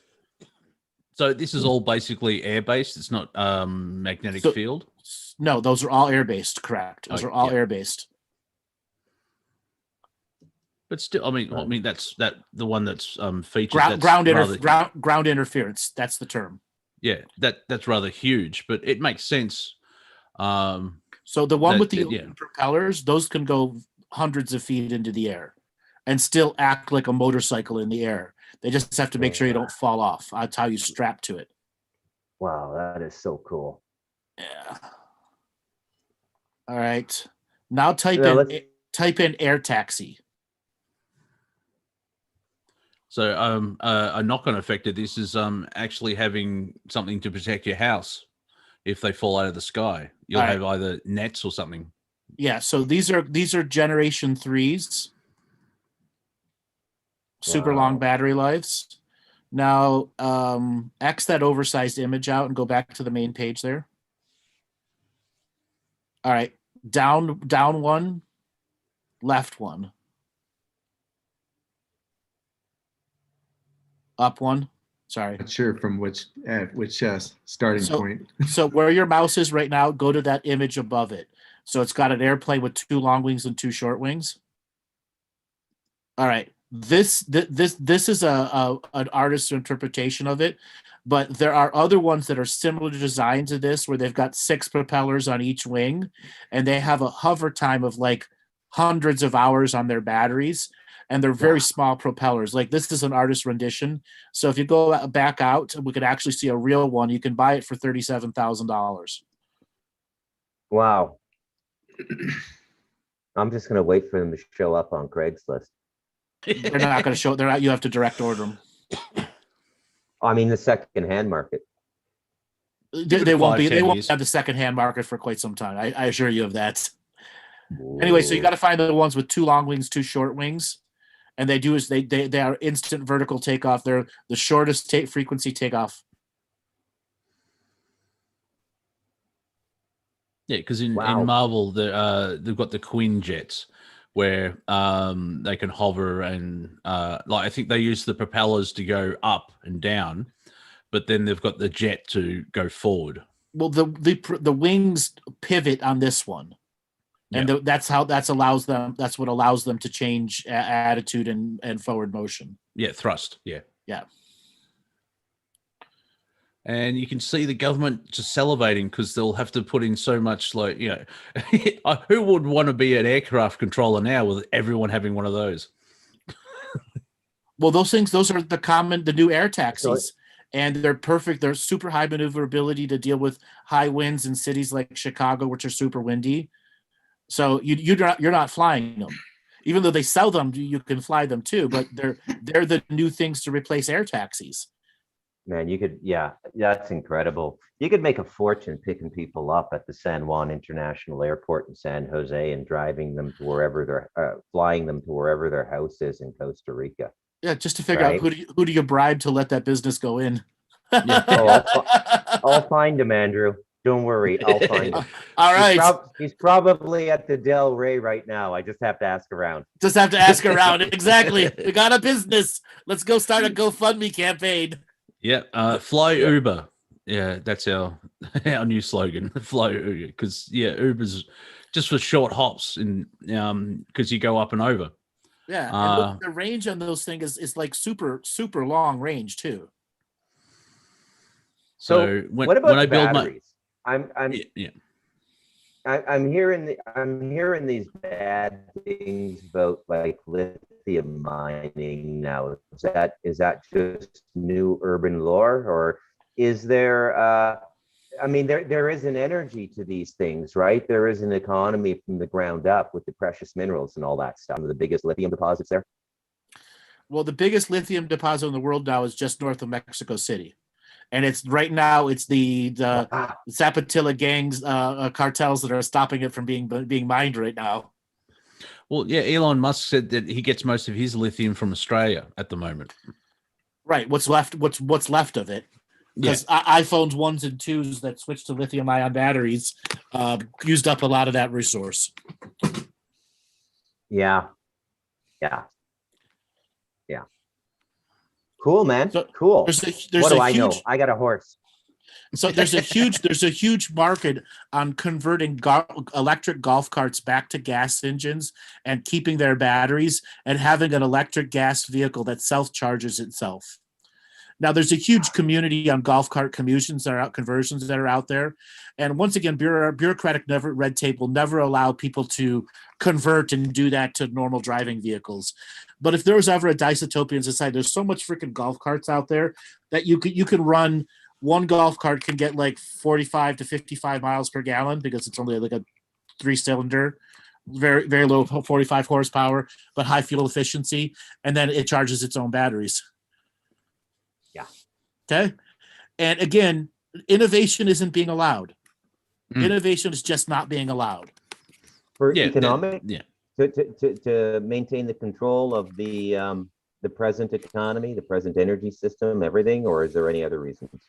Well, it keeps the car companies producing new cars and you buying new cars. If you could convert, a golf cart in your garage in 2 weekends with minimal tools, who's going to buy a new Chevy? Yeah, and it's the same thing. It gets 70 miles to a gallon, and you can get 4 days on 4 days driving to and from work on a battery charge. And as long as you fill up the tank, you're always recharging your own batteries. Well, just look at how many people have invented cars running on water, and they get silenced instantly. Right. Or cars run on methyl hydrate, the most common fuel in the world. Methyl hydrate pellet cars concepts have been around since the 40s. Yeah. My thinking, Gary, my thinking is why can't if there's a way of using salt water, because there's a lot of that. Yeah. Obviously, you remove the salt. So there's an interesting question. In the history of this planet, were the oceans always salt water, or were they fresh water at a certain point? And they've always been high salinity. It's what keeps the high electrical field of our world going. Oh wow! Okay, cool. Okay, why did the sea level go up 300 feet? Because they brought water back from when they took it away from this world. Okay, because that feeds into the idea of the asteroid belt, Marduk, or a planet blew up and all the waters landed on the planet, and that's how you get the story of Noah. I'm being very vague, but it's that's a lot of water. So, okay, they brought it back, all toxified and everything. Why did they do that? Why bring it back? It's like a fish tank starter water. It starts other worlds that are in or global disaster states, or new worlds that have low amounts of salinity on water, and it has all the microorganisms in it. Okay, and so they just basically they were using it, and so the missions are ended, and so the inventory came back to planet Earth, which is a seed planet, which is converts it back to normal water. So they can do it again and again and again and again. Yeah, try and bring that up in normal conversation. Go ahead, you guys have put something in my head. I can't get it out now, man. Those flying bikes. I mean, I have probably 100 square kilometers of banana and pineapple plantations here that have to be crop dusted, and they use helicopters and airplanes. And I'm telling you, there's an incredible idea right there. Not that crop dusting is such a great thing, but somebody's got to do it. But you get one of those flying things, and you just wow. for 100 grand. Yeah, if you got one, you'll notice that your traveling time around the mountain on your area, you'll just hop. You'll just, you just go up a bit and then jump in. It'll probably take you, say, a 20-minute walk could be done in 3 minutes. Even if driving's far, it'd still be quicker to do that up and over. Where I was reading, I think it was either Cracked or Mad Magazine. They were making jokes about Return of the Jedi. And they jokingly said, I know how to drive these speeder bikes where we don't have to worry about the trees. And they just went up and over. Yeah, just up and over. Exactly. Yeah. Yeah. Now, the thing is, to find pilots for these bikes, that's the challenge. Okay. Well, how hard are they to fly? You can't just learn it yourself? You could, but how much injuries are there on the learning process? Yeah, you'll have to get a license. No. You can get you can get a ultralight. You can get an ultralight and not need a license to fly. Those bikes fall under the same rules. Okay. Yeah. So the thing is, there's going to be obviously a learning curve, and they're selling these bikes at a commercial level. But to get somebody that's going to learn how to ride it like a race, like you're thinking those guys that are doing the Formula One bike races, they're not going to switch well to hover bikes because there's no tire to trust. And that's the nature of bike. You trust the tire. Once you learn to trust the title, you become a motorcycle rider. You got to learn to trust the hover blade and understand your position and place on the thing. Now, as people learn to ride these things and all the things they can or shouldn't do, it's like learning to ride an ATV. It'll be the kids that learn to do the triple tricks and stuff like that. Yeah. Joyce in the chat room just brought up a good thing, a brilliant idea. Hover insurance. The insurance companies are going to have a field day because you just have insurance about falling off and the damage you cause by having something like that Robert's showing. But if you extend it out even further, house and contents and hover, because if someone falls on top of your house or your car, anything with property, it's just going to add to the insurance now. Because if you've got these idiots flying around and they make a mistake and land on your house, you need to be insured that you don't have an idiot from a hover bike destroy your house. That's one thing I like about watching Marvel and DC and where Superman cartoons and Batman cartoons. If I ever lived in that world, I would start a construction company and an insurance company because the amount of damage that superheroes do is immense. Exactly. Yeah. Now, Robert was again showing somebody that's making a Generation 1 in the modern world. Now, the Generation 4 hover bikes, they have sensors in them so you don't run into stuff, and they're highly computerized. And a lot of the flying process and the gyroscopic process is built inside the machine. So really you're learning what's called fly-by-wire, where you'll have a helmet on and it's showing you the position, and you don't actually need to control it. But if you do, you're following what the system is already telling you to do. Now, fly-by-wire has been in fighter pilots since the 1970s, and that technology is commonly available now for those systems. Cool. Yeah, it's the fun part of society where they keep saying our predecessors are all dumb, and look at this new fantastic technology that originally was created in 1935. Yeah. A good example is, I like to freak people out with Nikola Tesla, is that he created the first radio-controlled boat, like the toy boat, in 1895. Right. And Bruce, there are already drone crop duster systems that are out there. Okay? I'm going to look into that. Drone crop dusting. Now look how high this guy is going.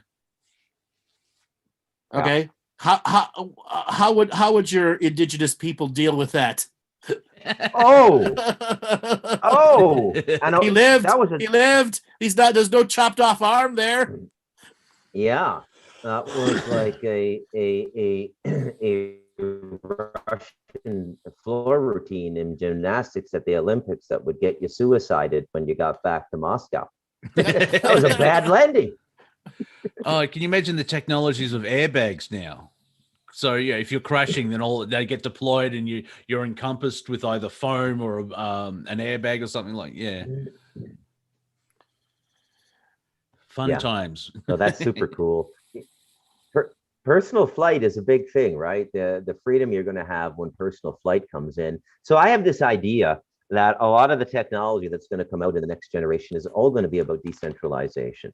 People are going to want to live out in a nice natural place, but if they have to go 100 kilometers to go to work, they just get on their hover scooter and they're there in 20, 25 minutes, because the 100 kilometers is only by road, which goes in a big snaky direction, right? Like there's a town I can see from my house here across the Talamanca Mountains. It's called Turrialba. There's a volcano there. I see it lit up every night, and but to drive there is about an hour and a half, 90 minutes. But if I had one of those things just pop up here, I'd be over there in 20 minutes.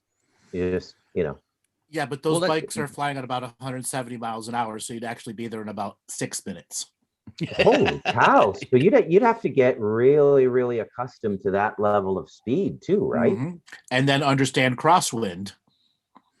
Okay, that's the other part. So the issues with the fourth generation bikes is how much sensors can they pack in without you needing a pilot's license. So how do they keep you from blowing off if you're going that quick? Right? They strap you on. Gaffer tape. Okay, just like a motorcycle, you learn to trust something. I thought it was Velcro. Okay, yeah, a bit of Velcro, yeah. So, it's fascinating. Is that part of the global narrative where I sort of put it as the dam is almost about to collapse because one crack could just let everything collapse, the narrative, because of the technology that is coming out, like, hover bikes. It's like, wow, how is the global narrative going to control that because they want to, some parts want a centralization and total control.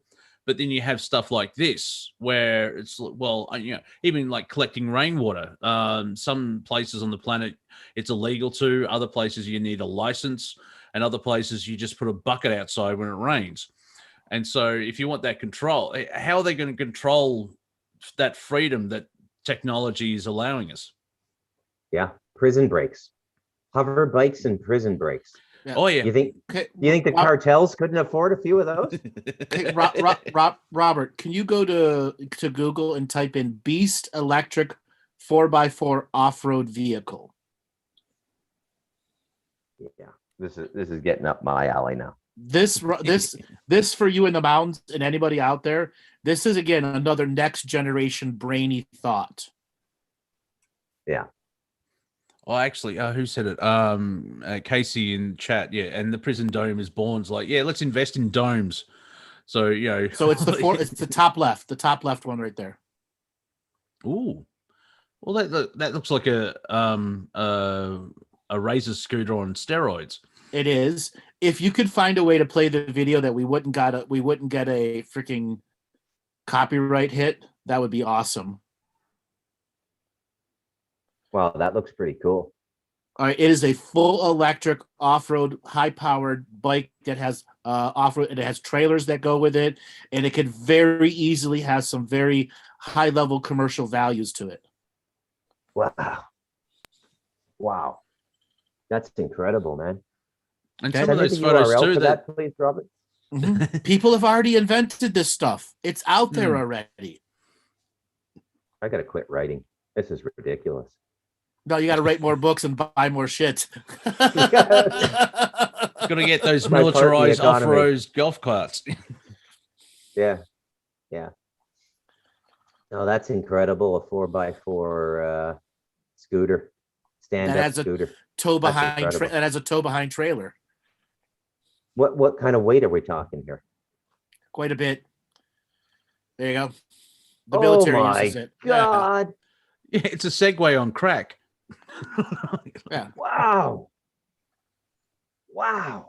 And I'm sure they'll add a gun to that. Look at it's going upstairs, everything. Wow, that is incredible, man. That could be an excellent rescue tool for lost hikers in Costa Rica. I could make a living just at Manuel Antonio Park. Yeah. Look at the takeoff on that thing. Yeah, it's all electric. Holy cow, man. And that's what I find fascinating is like that type of freedom and that technology where it allows people to do things which, as Zero pointed out, it's like James Bond movies from 1965. How is the global narrative going to control that without having massive military lockdown? Because there's just technology, even like, I've jokingly said, all I need really is a bit of land, Nikola Tesla free energy device, and a replicator from Star Trek. The right corruption to get through bureaucracy. And I'll add that to the joke, and the right corruption, and I'll be sound as a pound, as Austin Powers would say. But I can see what. Yeah, I can see what you mean, Bruce, by people are over the centralized cities where the Australian dream was get to buy the house on the quarter-acre block. And it's just having those front and back lawns is kind of enough nature to do its thing. I personally feel I need a little bit more than that, but I mean, some people, if you could go from a condo to that, but once you get into nature, you just want more of it, right? That's what I have found. So, I think people should be living on like a hectare. Everybody should have a hectare of land, 100 meters by 100 meters. Yeah, and it's interesting that the elites keep buying up stuff. Like the latest thing that information that came out is Bill Gates is buying up all the farmland. It's like, please stop. You keep looking like you're a Bond villain. Where everyone should get away from go to synthetic meat. It's like, you're a computer guy. You don't even know how to code. Shut up. But in 1 week there was 5 or 6 articles about Bill Gates of like, this is what he thinks about this, and this is what he thinks about this. This is Bill Gates' Spotify playlist. Who gives a fuck? Yeah, exactly. Why is he all of a sudden the center of medical advice? He's not a doctor. I'm more of a doctor. And the difference between me and Bill Gates is I'm allowed back into Africa. Yeah.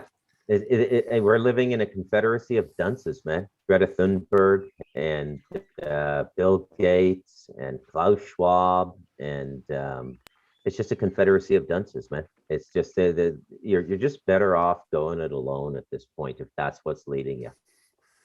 Okay, so I have another thing that's going to crack your guys' brains. So right now, the train industry, railroads, is the most, when it comes to science not being applied to it, is the biggest backwards industry in the world.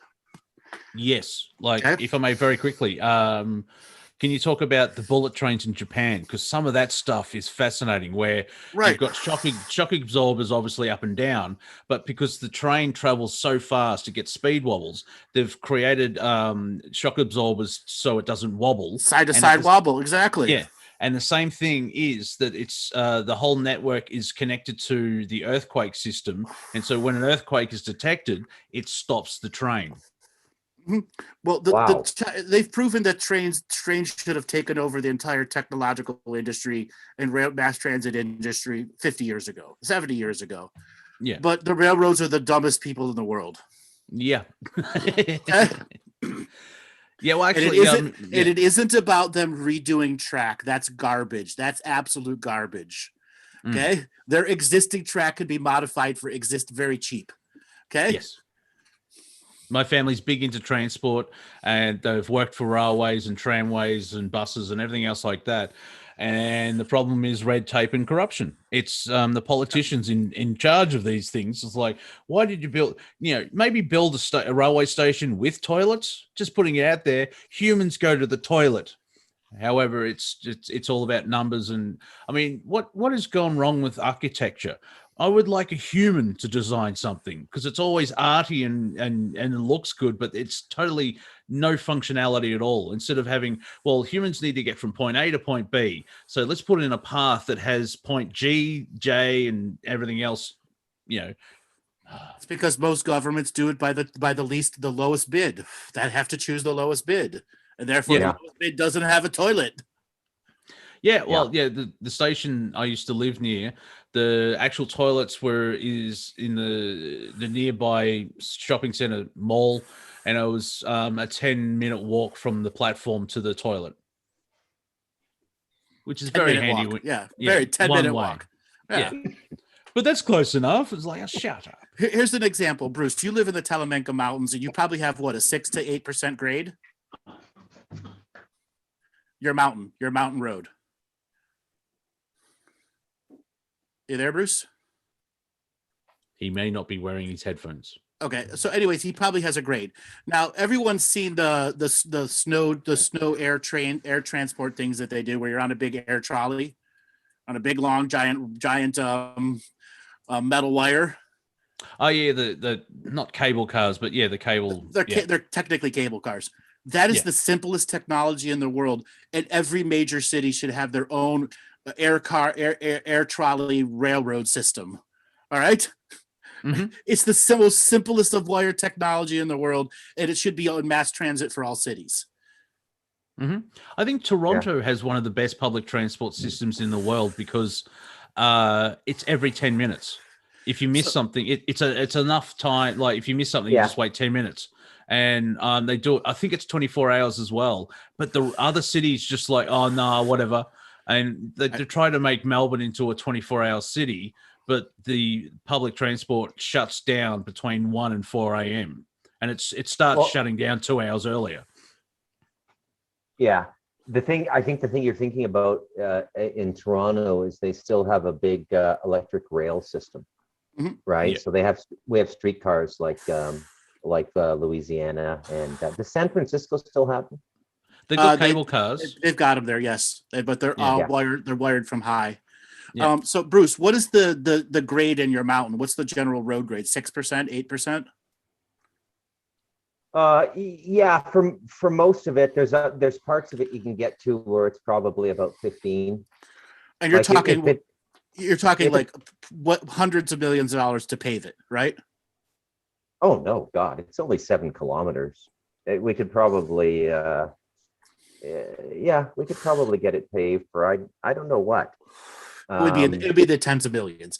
Anyways, what I was trying to say is those like when you go to snow places and they have the overhead rail cars that you get into and they're all on a wire, you can install that anywhere for 1/10 the cost of pavement. Wow. Well, yeah, you just need towers. Yes, towers and wires.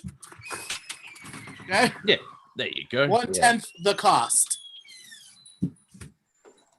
Yeah. Okay? Well, 1/10 the cost.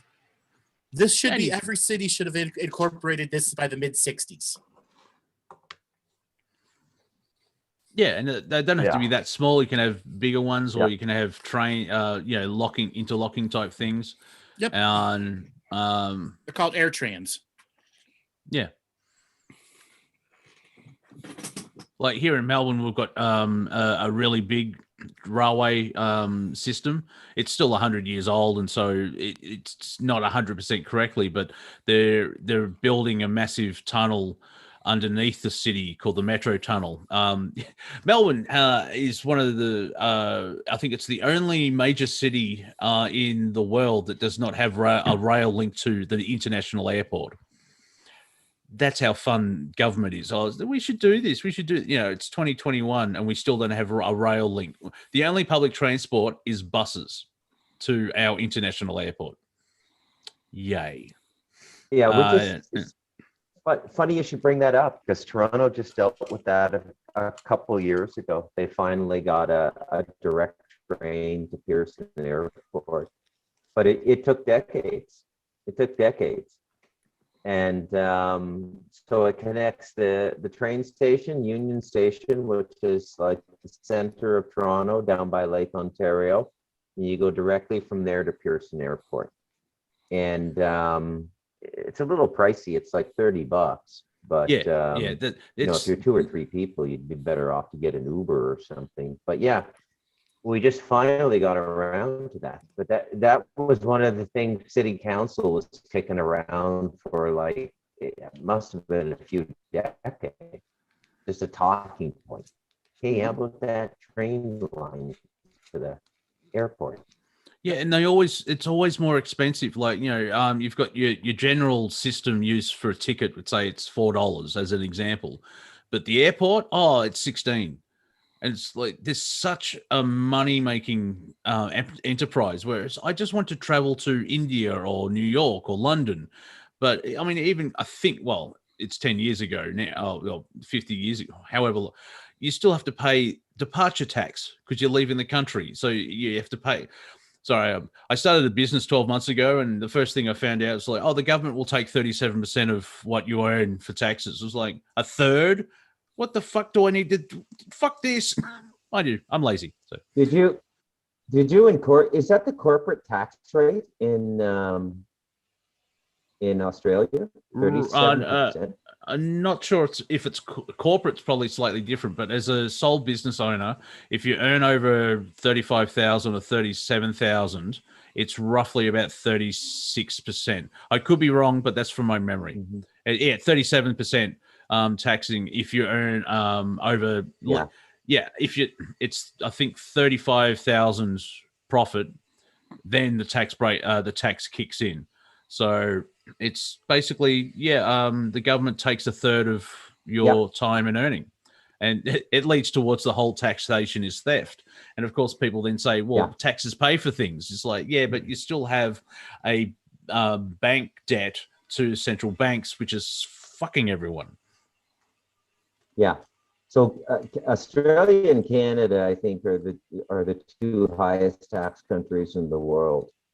And that aren't fully outright socialist to own your labor and then give you a loaf of bread when you're done. But I didn't know it was that outrageous in Australia. Canada too. I mean, by the time you add on all the ancillary taxes, like when they brought in the what do they call them? When they just have a general sales tax. They just brought one in Costa Rica, 13%. Yeah, we call it the harmonized sales tax, the HST in Canada, or the GST, the goods and services tax. I've been a consultant for 18, 19 years in high tech, and it just never ceased to amaze me that just to hire me, they have to pay the government like 13%. Like I can't just go in there and represent myself. I got to come in and I got to be collecting this tax for the government because I'm providing a service, technical writing. I never quite got over that one. And how much are we needing to pay you tonight? This is another interesting. Yeah, how much do we owe the Canadian government for tonight's show? Yeah, they might be. I don't know. I'm actually tax exempt now because I've been living here long enough. It's not like the US is the only place that chases you all over the world to get income tax for money made outside of the US. Which is a kind of a funny twist, right? They've created a new kind of iron curtain, if you think about it long enough, just what the Soviets did. You can't get out of here. So there's a lot of stuff I've seen go on in the last few years where it seems like they're trying to get rid of all the escape routes for Americans. Like they want to keep them in the country.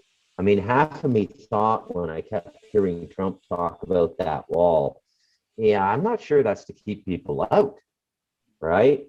But and the reason this comes up is because there's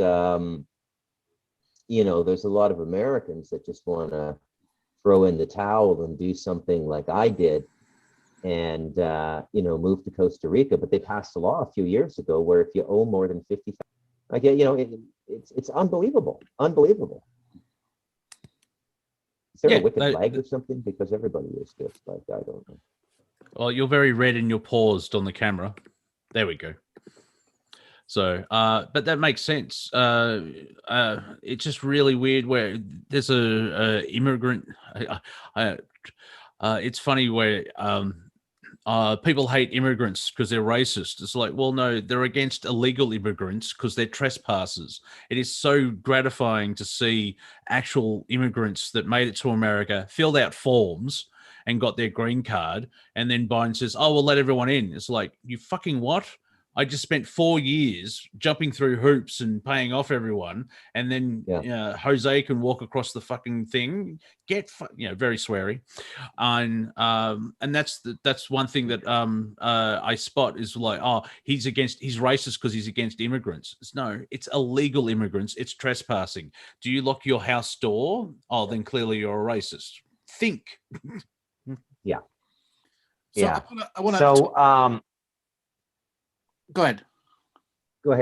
Okay. So I was just going to say that, as a traveler, one of the things I've noticed is that nobody is more open than Canada and America and Australia for immigration and stuff like this.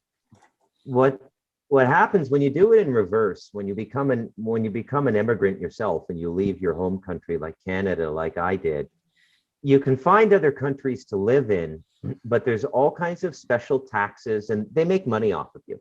Like a big part of Costa Rica's revenue are all the American expats down here. And now with all of this IMF stuff and the financial kerfuffle that Costa Rica is in, they want to take a $1.75 billion loan from the IMF. Now, keep in mind, this is only a country of 4 million people. So it's a lot of money for 4 billion people. And we're starting to get the first draft of the tax regime that's coming in as a result of this IMF loan. This is a restructuring loan. They didn't properly pay back their first IMF loan for 2012. And the white papers are starting to come out and it's like tax the North American. And so for all of you bleeding heart liberals out there in America or Canada, Australia, who think you should let everyone in, give them free dental, free medical, a monthly living, maybe even a furnished apartment to live in until they get their, up on their feet. It's the exact opposite everywhere you go in the world. And you don't want people like that. You want people who are self-sufficient and autonomous emigrating to your country, in my opinion. Yeah, that's who should be immigrating. Okay. Yeah. Unfortunately, we have a world of refugees who are immigrating. Yeah. Okay. So I want to touch on technology just for a second. Now, submarines have been around as a viable technology since before World War One. Okay. The majority of surface transports should have been converted to subsurface transports if there wasn't a war, so that you would have a far safer subsurface transport fleet. But there's a significant reason why. The amount of UFOs that are underwater is ridiculous. Okay. And right now you could use existing World War II technology submarines, which could be built with virtually any common technology now, which is they were welded. You don't need super technology to build them. And you could still go 300 meters, 600 meters under the water and still have mass underwater transportation systems that are far more effective and less polluting than the existing surface ships right now. Like since they've shut down the cruise industry, the oceans are coming back to life because the cruise industry is the biggest polluting of all the big ships. All those oil tankers, they're massive polluting systems. Yeah. Yeah. One other big flaw in the whole global warming narrative is that they're clamping down on everybody's ability to drive a car in the cities where they live, but they're still sending all the poultry in the United States by ship to China to be cleaned and processed and sent back by ship to be sold in American grocery stores. Get your head around that. Exactly. It's mind-boggling. Exactly. All right, guys. We're the economy.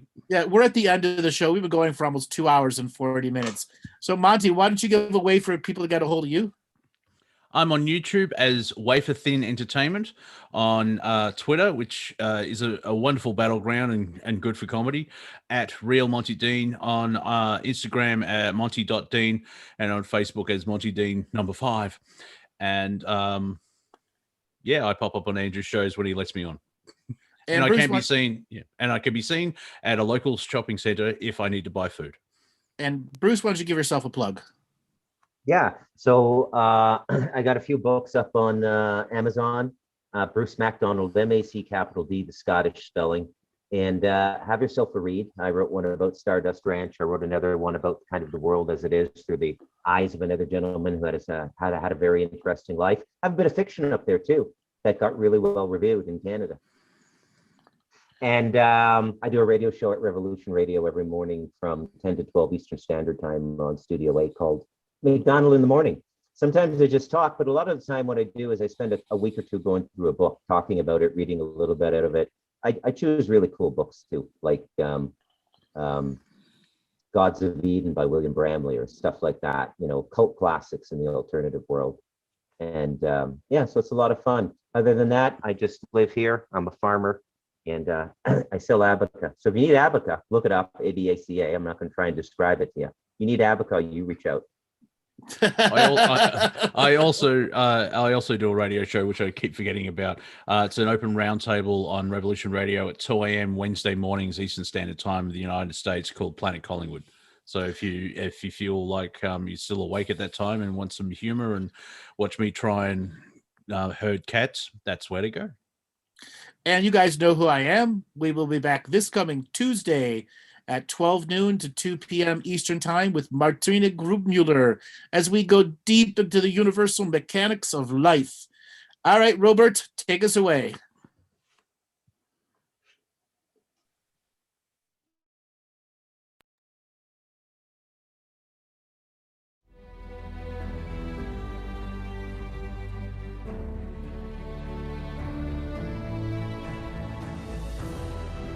Each different bubble of reality is true. A galactic historian is a person that looks at all the lines of dramatic karma. Nudge, nudge, it's the Holy Grail. Improvise. Mysterious. It's counter psychic intelligence. Why is DNA farming of this star cluster so important? Because we do manifest our reality. We do create our reality.